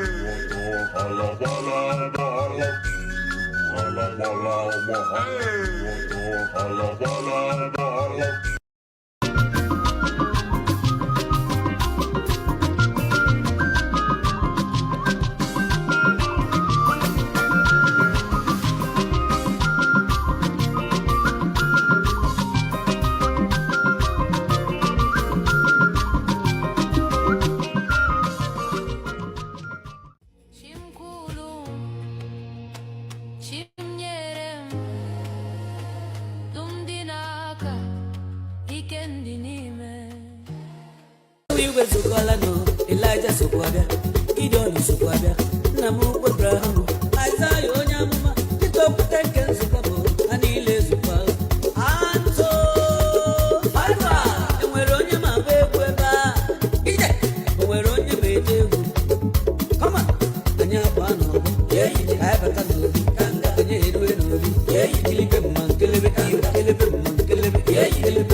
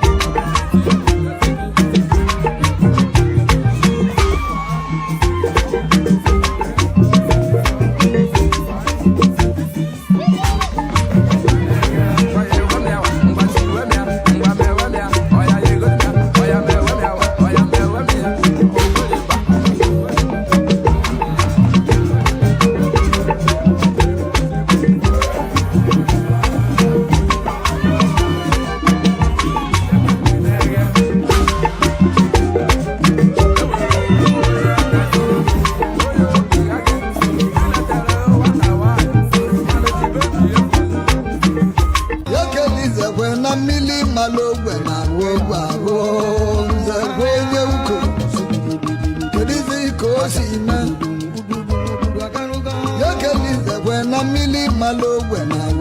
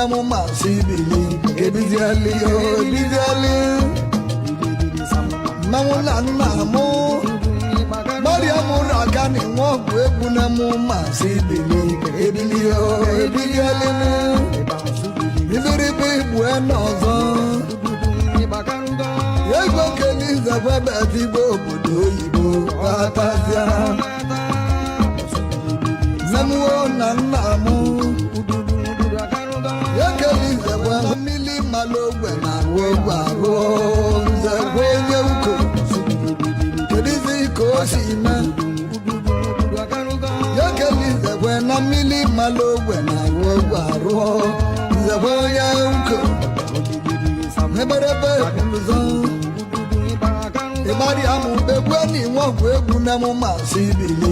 Ebiziali.